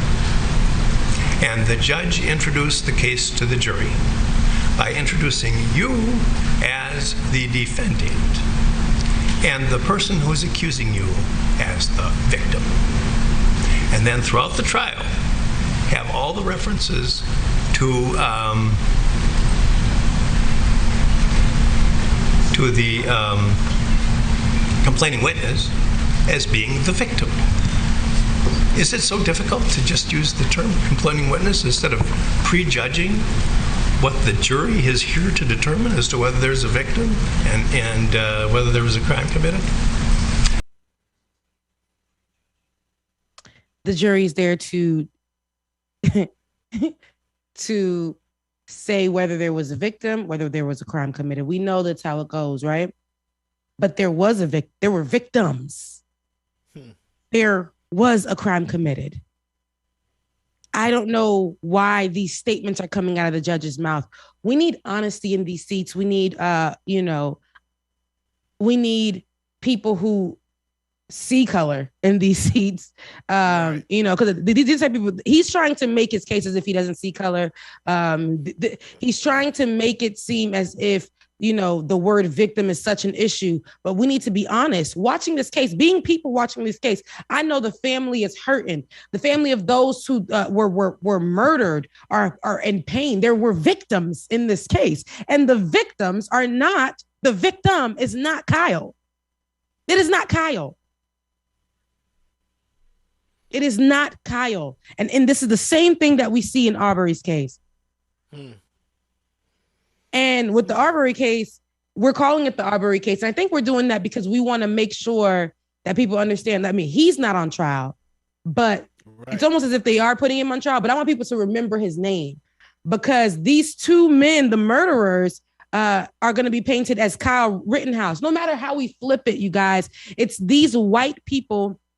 When they are being tried, they get this treatment of I'm going to do the best I can to get you off. And if I can't get you off, the least amount of time that you can get.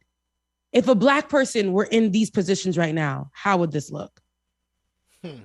Wasn't the position of Kyle Rittenhouse? How would this look?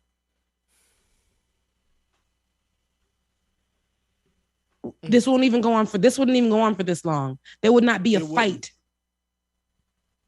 That man, because could have been 15, would be considered a grown man, would be given maybe 25 to life. And, we would never see, the victim would be the person that Black man killed. Period.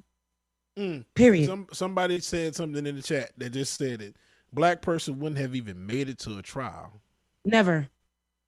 They would have still been waiting because they moved quick as hell on this one. I want y'all to pay attention to that. Yeah. And this is very disturbing to see this happening in both cases right before our eyes. In the Arbery's case, or in the case of the murder of Ahmaud Arbery, it pains me that the representation is so upset, that Black pastors are in the room. Are you they don't want Black people in the room? We can see that in this case with the jurors. And the fact that they gave just, hey, we're just in the, predominantly possibly white situation. We're going to just throw numbers out there. We're going to just throw numbers out there. And if they're white or Black, we're not being racist. We're just going to give you that opportunity to make sure you have the best jury possible. When they see your young, meek face and they see that you're white like them, there will be a possibility of justice for you in what you did. You were just having a bad day. Super quick. So James, I think with that comment that person left, what they might have been talking about, and I don't know for sure, but what they might have been referring to is they probably would have had court out on that street that very night. It didn't make it to, it wouldn't have made it to trial because they would have tried, jury, executioned, especially with the kind of gun that he was walking around with. Absolutely. I mean, come on, like that's an open and closed case to them, So yeah, those are big facts, and still to this day, it irks my soul to see the police just drive by this little boy, as he's walking there with this assault rifle on his chest. They just drive right by like he's supposed to be out there. Yeah, it irks my soul every time I see it. Yeah, you're talking about the footage, the original footage of Kyle walking, and moving, literally walking through the protest, and they're just not giving a damn. Now, the police are supposed to be there to protect and serve, but they only do that with conditions. Let's put an asterisk right there: protect and serve, and it's only going to be those who are looking like them, mostly white. Protect and serve those in those community, because in a protest, all Black people are the issue. Black people are looters. Black people are dangerous. That Black people are thugs. Black people are out there to start division and to start arguments. They're not there to be fighting for their rights. That's what authorities see automatically, and that's, to me, what this judge is hearing. This white little boy felt like he needed to go and save the world from Black people asking for justice. Go ahead, David. I just wanted to get in because I know I'm figuring we're gonna move on. And I just wanted to say that it's important to highlight too that he's ignoring his own double standard. He's responding to the media's criticism, or just criticism in general, around his decision around the word victim, while he also was willing to allow the victims to be labeled arsonists, looters, and rioters. Mm-hmm. So as long with the caveat, as long as they can be proved to be that. So you can easily prove that they were victims. They literally, by definition, fell victim to Kyle Rittenhouse's gun. Yes, they died. They were murdered, and the victims are not on trial here, and they can't speak for themselves. So the judge just saying who can be victim and who can't be is very strange to me, because, like you said, David, which is a great point, by definition, there are victims in this case. But we're going to leave it to some random ass people who are mostly white. And we're going to leave it up to them as they continue to create the narrative for Kyle Rittenhouse. Guys, this is our justice system. And for Black people, the fact that when we heard the judge or the defendants in the Arbery case or the Arbery murder case say Black pastors can't be in the room, and then the judge over here say, there was a Black. I once did it before, and there was a Black, the only Black, and start to sing about autumn leaves. You guys have to know why that shakes up our spirits. We are not free. We being Black people are not free. And when there is a system that we stand before that wants to make sure we are not free, they will make sure we are not free and remind us of our history, of us not being able to even walk outside, be people. It's nasty. So it looks like we got something developing on with Ben. We're going to quickly go over to Ben. Ben, what do we have over there? Hey, Rebecca and DJXXClusive. I'm here with Jennifer Mitchell. I noticed her shirt and she said that she came down. She skipped work to come down to the courthouse for this event. Sister Mitchell, I wanted to ask you, what made you skip work? What made you feel so compelled to come down? Because I have 4 Black young men, and I pray for them every day that because of the color of their skin, that they're not killed. And I would not want another mother to go through what Amar's mom is going through. And I want to be here to support the family. And that's this. No, we thank you for being here. What are your thoughts about, I see there's a sister over here who is singing spirituals. There was another sister over here who was praying. What do you think about the faith presence and the fact that the defendant's attorney said that they didn't want any more Black pastors down here? It's just I think that is just horrible. But I am so thankful that God even put it in his heart to say that made us come much closer, join in together as one, because I really feel they're going down. They're going down. Thank you. Thank you. Rebecca, I just wanted to get a chance for you all to hear what she was saying and why she felt compelled to come down this morning. Yeah, thank you so much for that, Ben. What she said, she has 4 young men in her life, and she doesn't want them to go. She doesn't want another, Ahmaud Arbery case. And for a mother to talk about that, to lose their child. And I don't know how I would be able to do that, but, the fear, you guys, we're talking about the fear. We just talked about the fear of our everyday lives. We just talked about how we will never feel free. This mother is chained mentally to the idea that her kids may possibly be the next Arbery. They don't want us to be free. They want us to feel like every day we're fighting for our lives. And that's what we are doing every day, fighting for our lives. But like I said before, while we do this, we will stand in solidarity. We will pull up to these events like we're doing right now, like what Ben is doing right now. I'm looking behind him, and hearing the music and starting to see the people fill up the area. I believe that, this is going to, again, have those defendants very shook.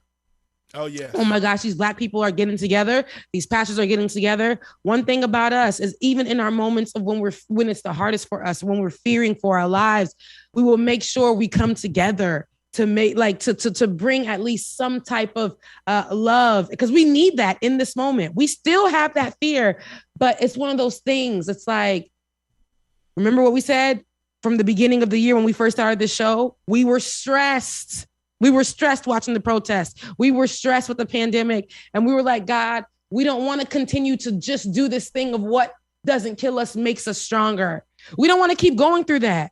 But y'all, if we stop living like that, there's not going to be any forward movement for us. So yes, we take a couple of days off, but we can't really be taking days off. Every day is work for us. It really is. It really is. And that's what sucks. But we're, You know what I just thought about is sort of the juxtaposition of the defense saying, oh, we don't want these black pastors here, and that they might intimidate the jury. Juxtapose that to January 6th, right, where you just have a mob essentially of white people, and to hear the excuses afterwards of, oh no, I mean they weren't doing anything, it wasn't too crazy, it was, and it's so interesting seeing the use of language of just one black person sitting in a courtroom, intimidating. Yes. But a mob of white people storming the U.S. Capitol, I don't know. They're just rabble rousers. They're just messing around. They ain't doing anything crazy. They weren't doing anything serious. They were just out there having a good time drinking and smoking. That's all. Yeah. No. It's just just another day in the Capitol. It's just another day in the Capitol. And the white murderers who are out there killing folks, they just have bad days. You see, like you said, there's a language that is used when it's white people. A protest, you guys, because what we saw at the Capitol was a terrorist attack. What we saw at the Capitol on January 6th with those people ambushing the Capitol, planning to literally zip tie people, stealing documents, stealing monuments. That was a terrorist attack. That was a domestic terrorist attack by the hands of white people, mostly white people. And for some reason, when we're having a protest, they call it everything but that. Everything but that. And the language will always, that's why I'm like, there's no fairness in the judicial system. I know Ben, would ask me, do you not believe in due process? Ooh, I was about to cuss just now. Hell no. Hell no. No, I do not. And I know that was the thing to say, especially a few years ago, because I do believe that there is a process that has to be done. Yes, I do. But I do believe in fairness. Sometimes we got to call a thing. And in this particular case, especially in a judicial system, I do not believe in due process, especially when it's done this way. There is a process that can be done correctly. And what we see happening right now, it's supposed to be due process. Hell no. Hell no. When it comes to Black people, there is most likely never due process for us. And we see it so many times. But if we want to say how we're seeing it right now in these two cases. We're seeing it like unfold right before our eyes in these two cases. There is not due process. Yes, there isn't due process. And if y'all want to say this is due process, this is the broken system that is built the way that it's supposed to be, right? To be against Black people being free. Amen. Let's move on to some news while Ben is out there taking care, getting more people to speak and grabbing the news over there I believe it's in Brunswick, Georgia. I always get that wrong. Brunswick, Georgia, as the case of the Ahmaud Arbery murder case unfolds. So there's other news out today, and I want to talk about young Dolph. I know that's not and it can be a political issue actually, but I want to talk about young Dolph, a 36-year-old rapper who is well loved out of Memphis, Tennessee. He was murdered, gunned down yesterday while getting some treats at his local cookie store. And he was gunned down at the store. This is the same rapper many times who has been shot at in the last few years, has beat death and has had beef with other people, well-known beef with other people, with other rappers like Yo Gotti and Black Youngsta, who are also from his area, street beef. But he was shot down and murdered. And it was almost reminiscent of out of LA, Nipsey Hussle, because in this particular area in Memphis, he's considered like a god, somebody who is well respected, a rapper who owns his own masters, a rapper who is a husband, has 2 kids. Literally his tweet in October, I was looking back at a tweet of his that mentioned him going to the doctor and the doctor telling him that he had anxiety. He said that was the first time he'd ever heard of anxiety, and the doctor telling him to slow down and go to therapy. He said he never heard of that. He never thought of that. He didn't even know what that was. Somebody who was working on himself only to be gunned down. And before we play the clip, on on his legacy, I want to actually touch on how when Black men are doing better, and I know that his history is coming from the hood, but when Black men are doing better, it's almost as if the hood won't detach that from them, and it sucks. And I don't like when the American media, especially the white media, has the conversation and they'll say, "Oh, look at Black on Black crime. That's a story. That's something that's always spoken about."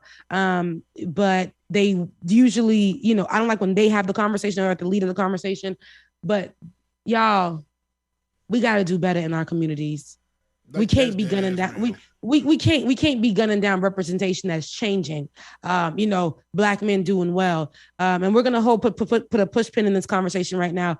Ben is getting ready. He has more people with him. Ben, who do we have? Oh, not ready yet. Not ready yet. All right, let me know when we're ready. But in this, like I said, in this particular conversation, I think that it's good to note that there can be Black men who are changing and Black men who are doing good thing, and they may have a history in their hood. We're ready. Well, to give Ben a sec, let's go ahead and run this clip for Young Dolph. Okay, go ahead. The murder of rapper Young Dolph, who was shot and killed at a cookie shop in his hometown of Memphis. The rapper, whose real name was Adolph Thornton Jr., was called an indie rap pioneer by Spotify and was just 36 years old. Thornton collaborated with multiple artists from Rick Ross to Megan Thee Stallion, who reacted to his death by tweeting, "I am so sick right now, I am in disbelief. Praying for his family and friends. Rest in peace to my friend, a true legend, Dolph." For those of us who may not be as familiar with Young Dolph's hits, tell us a little bit about him. Young Dolph was a father of 2 children. Young Dolph was a husband. Young Dolph was someone who had a huge impact in his community of Memphis. Young Dolph is known in his community as a philanthropist. He did a lot of turkey giveaways for the holiday season every single year. And sadly enough, he was actually back home in Memphis to participate in his annual turkey giveaway. So the tragedy and the irony that he was home doing good for the community, that he was actually gunned down and murdered in his community. As an artist, Young Dolph, as you mentioned, Lindsay, was a pioneer. It is difficult being an independent artist, but Young Dolph had the ability to rise in the charts. He had albums that were Billboard charts. He charted a couple of times with the albums that he had. He worked with some of the most well-known artists of our time. Young Dolph was also a messenger of the community. Hip-hop has always been the message of the community. Hip-hop through the music has always told us the impact of our society and the community and what the community was going through. And so the hip-hop community and the music community at large has lost a really, really incredible talent and incredible human being. We definitely lost an incredible talent, and we'll discuss that further. We lost, I don't like losing Black men. I don't like the idea of losing Black men. Speaking of a Black man that we lost, Ahmaud Arbery. Ben is over there, with the new developments with the news. Ben, what do we have here? Hey, good morning, Rebecca and DJXXClusive. We're back here at the courthouse, the Glenn County Courthouse, and we're here with the journalism students from Savannah State University. I'm here with Dr. Brown. Nice. Please tell us what made you bring out all of these. What school is it? I mean, what's your mascot? Tiger. Now, is there like y'all represent the Tigers? Like, y'all got a good team? What? Show me some pride for the Tigers. Yeah, Tigers. I was about to say, Rebecca, it started off kind of weak, and I know this is not the kind of event for this, but they're here. Yeah. They've been up since 5 o'clock in the morning. What made you all get up early in the morning to come to this trial? As mass communication students and Savannah State, our program is Mass Comm, broadly speaking. This is a historic event, and our students are getting some real world experience in terms of telling the story of people here, not just the big wigs, not just, those who are here because, they're trying to make a statement, but there are average people who are here as well. And we want our students to learn best how to tell the stories of people who are overlooked sometimes. Is there anyone who feels like this experience has really helped you want to be more of a journalist and bring justice through journalism? Anybody who wants to say anything as a student? Don't mean to put you on the spot, but I know somebody here. Like, how do you feel being out here this morning? Well, I think it's a great opportunity for us to learn, real hands-on. That's how you learn. And well, I think it's important for us as an HBCU to be here as well, because you can't ignore, ignore the big issue here. So I think it's important for us. It doesn't matter what color we are, we're an HBCU, but we want to represent and we want to be here and support, not only for a grade or a story, but just to be here. That's what's up. And they say, I wasn't sure that it was a HBCU. Forgive me for not knowing it was HBCU. I went to HBCU, Bethune-Cookman University, Hell Wildcats. My co-host went to Florida A&M. We'll forgive her for that. But shout out to you guys. Thank you all so much for being here, and good luck with your journalism. I didn't really laugh at that. We'll give it back to you, Rebecca and James. Please do. We're still here, and thanks. We'll be back. That boy in the back got something to say, Ben. He was still standing there. He had something to say. But well, one of them. Anyway, go ahead. How Ben ain't know Savannah State was an HBCU? Because like man, listen. Hold up. Put me back on screen. Listen. I've been going through some things. My mind kind of skipped. I didn't recall that Savannah State was an HBCU. Shame on me, right? You could have just let that slide. And solidarity with all HBCUs. Yeah, solidarity. And one of their photographers is right here telling me I need to get it together. So I'm going to get it together. Get it together. Hey, he heard what you said. I'm out of here. Let me go find some more interviews. Y'all harassing me. Please do. Thank you so much, Ben, for doing the work.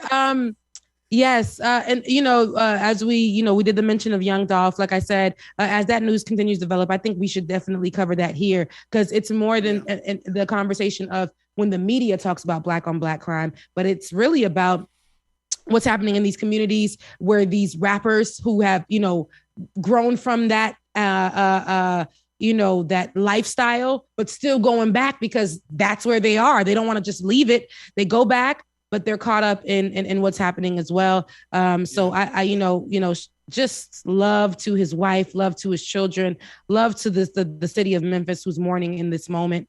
And please stop the rumors on the Twitters. Jesus Christ, the rumors on the Twitters is crazy. Did we get the press release from that? I think one of the officials or somebody put out a press release as well too. About the murder, because apparently Memphis has gotten bad. I actually have a friend that stays in Memphis. Haven't talked in a while, and when we did talk a few days ago, told me he was robbed at gunpoint, going to buy a car. Thought thinking he was going to buy a car. Somebody robbed him, and I'm just like, man, has gotten that bad? He's like, it's just been terrible. Yeah, I mean the violence in these communities, and we have to understand that it doesn't only it's not only created because Black people are on the streets. There's poverty. You know what I'm saying? There's issues with the area not having, lack of. Yeah. There's so many things that can be put in place in these particular situations. There are guns on the streets, that are given and put in these places to keep these communities down. We can talk about this in so many different ways. And what young Dolph did, I mean, I know he's come from that lifestyle, but he also came back to give back to those communities, and that's what we actually like to see. And so next up on the list, and again, RIP to young Dolph. I played his music all day yesterday. Now, mind you, I've been playing his music because we love Dolph around here. Like I said yesterday, I do. You know what I'm saying? That's in the blood. We be listening to that music. But definitely, if you can, stream his music because he owned all his masters. Let's make sure that he stays. Especially the sun's starting to break through. Yeah, he stays, in like Nipsey Hussle. Yeah, relevant. Yes. And his kids can always eat from his work. So next up on what we have, there's so much. Okay. Let me know when we're ready for that. Okay. Ready. No, next up, Ben. Mm-hmm. We're good. We're going back to Ben over there in Brunswick, Georgia. Rebecca, friend of the show, Cliff Albright, Black Voters Matter. I saw their bus pull up and I thought he was here, but he's not here. But they are here. Black Voters Matter is here. And I'm here with the state director, Vanika Miller, if you don't want to come on in the shot. And just talk to us this morning about what made you and Black Voters Matter come down this morning. So good morning. Thank you for having us on the show. We've been here the entire time. Transformative Justice Coalition is a partner of ours, and also A Better Glen are our local partners in the community.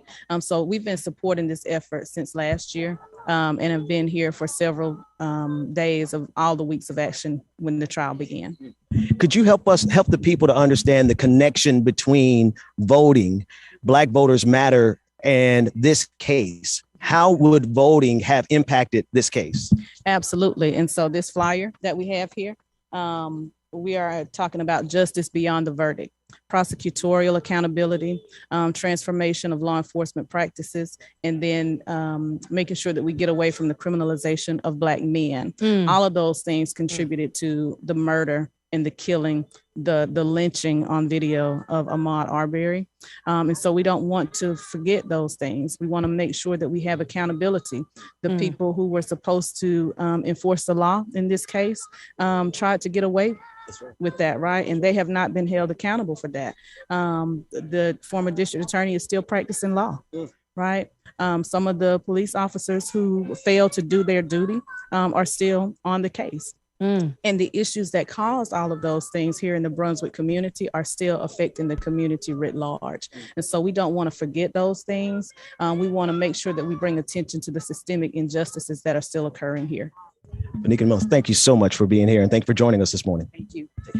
Rebecca, I'm going to toss it back to you. It is starting to pick up. There are more people coming in, and Is there's that Rain Down on Me singing playing happening. in the background? That's a sister singing. That is a sister in the background singing "Rain Down on Me." I heard so it. they're having it's a thing out here. I'm tossing it back to you all, but it's a beautiful day, and I think that there's going to be justice here. The people are demanding it. Oh, I feel it. Thank you. We're going to put that in the atmosphere and we're going to claim it. Hey, we're going to reclaim our time. Shouts out to Maxine Waters. She said that she's out there because she wants to make sure she ends the criminalization of Black men. Okay. Right. In the justice system. Now we know how deep that is. You look at a Black man, he a thug. You look at a newborn Black baby. That is a man that is ready to go out and destroy the communities. That's what the justice system looks at that baby as. We know what happened with Tamir Rice, 12-year-old Tamir Rice, playing with the toy gun. Now we have to tell our babies, we can't get you that gun for Christmas. We can't get you that toy gun for Christmas. You can't we can't do that for you because of that. Our judicial system sucks ass. The worst for Black people. The worst for Black people, period. Wow. But this is good. This is good. I like that we are communing together. We're fellowshipping together. We're making sure that they know, like Mama always says, you're not going to go to school after they done told you that you were a bad kid and you ain't got no family. Like you're not going to school like you ain't got no family. You got family. So make sure you come correct. We will be there to pick you up after as a full family to make sure all your white teachers know that you got family and they will not disrespect you again. So that's what we're doing in this particular case. They will not continue to disrespect and act like Black pastors are an issue. We're coming with all of them.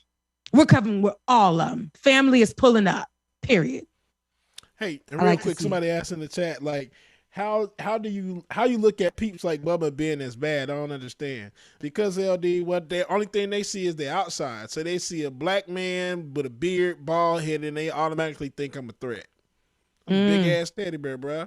But I mean, you're a threat. But you're not a teddy bear. Right? You're a threat. You're a threat. Look at all the years of just the psychology of it all, right? Like to look at somebody like yourself, Bubba, to look at somebody like me, to just see the skin color and just automatically think something is a threat. Like that to me, that blows my mind. I know it affects me too, right? It affects how we see ourselves, right? I can't walk down the street without walking behind somebody, without thinking in my head, oh, I got to get from behind this person because they're going to think I'm trying to run up on them. Like, and that's right today. That like every time that happens to me, I think that's crazy. Like I have no intention of doing anything to this person, but I feel like, oh no, I got to make them feel okay because, I know what the perception is here. That's crazy, That's crazy. And like, and hey, how are y'all? Got to put on the fake assness just so y'all won't think I'm trying to hurt you or nothing. And Tunde, let me ask you this, Tunde. Yeah, this is the main question, and everybody knows it's gonna happen. Tunde, have you ever been on the elevator or anywhere else and the white woman clutches her purse closer to her? Oh, for sure. Yeah, 100%. Okay. Yeah, 100%. Yeah. And I know Ben has as well too. I'm sure Dwayne has too. Yeah. Yeah, I have. Shoot.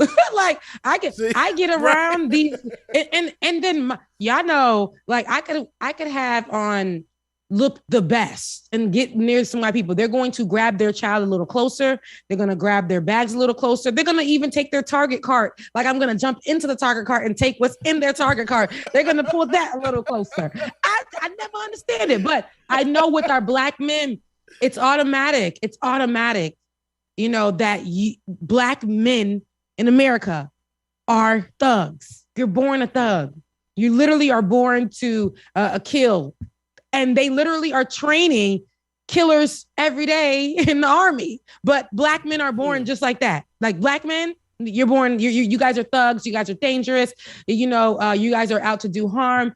We already got to do 6 jobs. A Black man going to get a job, he has to make sure he tones down his look so that this corporate office or wherever they're trying to be employed doesn't look at them as a thug. Change our inflection in our voice. You know, if you sound like a white person, and that means that you're speaking, I don't even know anymore, because nowadays I can't even say, you're smart. You're sounding like Benjamin Dixon. You know, you're gonna get the part. No, like we can't do that anymore. You know, and it doesn't make you better if you talk like that or not, if you have an accent or not.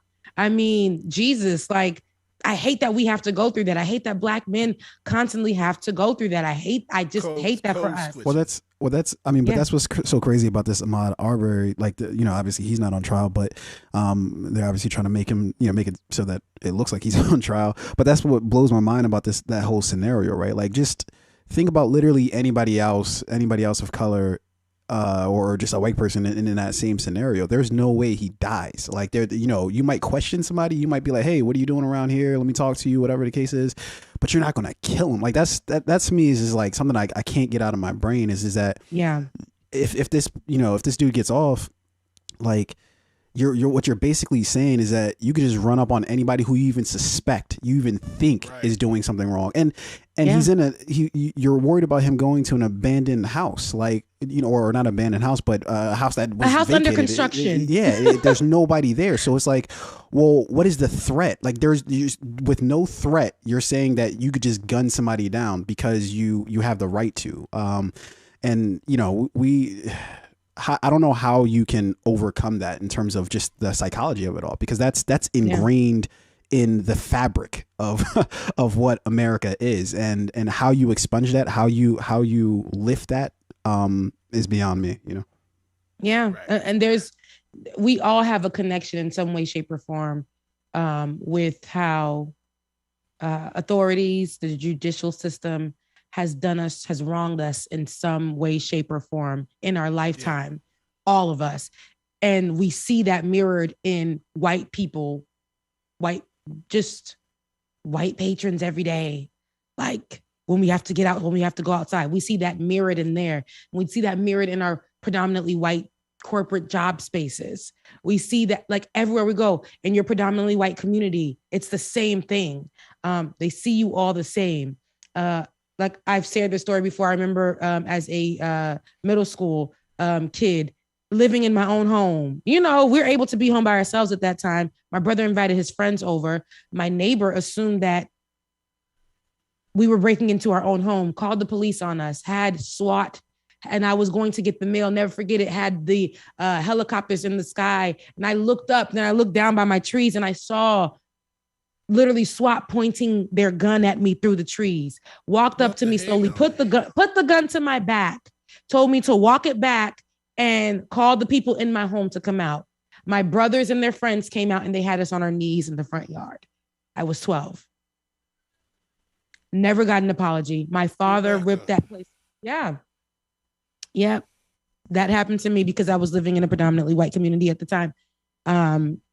You know, and they called the authorities on me. So it's stuff like that. We grow up with always being looked at no matter what. My dad used to say, don't you go into that school and speak Creole because they're going to treat you different. We already have like these targets on our back for living in this community. You know, it's so much that we have to deal with, y'all. just being Black in America. This alone, we're at the end of our show, and we're going to head into the after party. But just look at this segment alone of the show. This is nothing. This is just literally a tidbit of our lives every single day. When we see a Black man die, you need to know how much that affects us, because that could be Tunde, that could be Bubba, that could be Ben, that could be Dwayne, that could be my dad. And then Black women who are murdered at the hands of authorities, it's forgotten. It's already forgotten and treated crazy when it's a Black man. A Black woman gets nothing. Nothing. This is our lives every single day being Black in America. Y'all, thank you guys so much for tuning in. It was a great show. I felt like it was a great show. I feel like we covered some good shit today. Yeah. Girl, yeah. I'm going to say it. We was on this shit today, girl. Do you hear me? Listen, this team was on this shit today. Listen, Tunde was given what needed to be gave. David, thank you for putting together these stories the way they should. The way they should just fall through. You did that. I did it out of order, and you still rocked with me. We had been on the ground in Brunswick, Georgia. Grateful for that. So grateful for that. And this is what we like to do here. I told you it's going to be Black, blackity, black. Even when we're calling ourselves out, it's going to be Black and it's going to be good. I feel sorry. Look, how did Issa Rae said, I feel sorry for anybody who doesn't F with us, because it's a we season right now. It's a we season right now. In that same breath, she also said, she's rooting for everybody Black, and that's what we're doing. We're seeing solidarity today in Brunswick. I'm rooting for everybody Black. I love you guys. Mean it. Let's head over to the after party. Bubba, take us to a break. Love y'all, mean it, man. Woo! Shout out to Ben, Georgia, Pastor Galloway, everybody again this morning. We appreciate y'all. Oh boy, we gonna go over to that party. Good morning, my sister's in the chat room. Sweet Miss Moochie, I think that's me. Good morning, Tamika. Love y'all, mean it. Tajay, Todd, Tavares, the family over there. Love y'all, mean it, man. Great goddamn show. We be on that shit today. Y'all make sure y'all go on over to the after party. If you're not, man, patreon.com/likeitornot, patreon.com/the BPD show. Go and get that access to this after party, man. You do not want to miss it. You get good content like this 24/7 all the damn time. All right.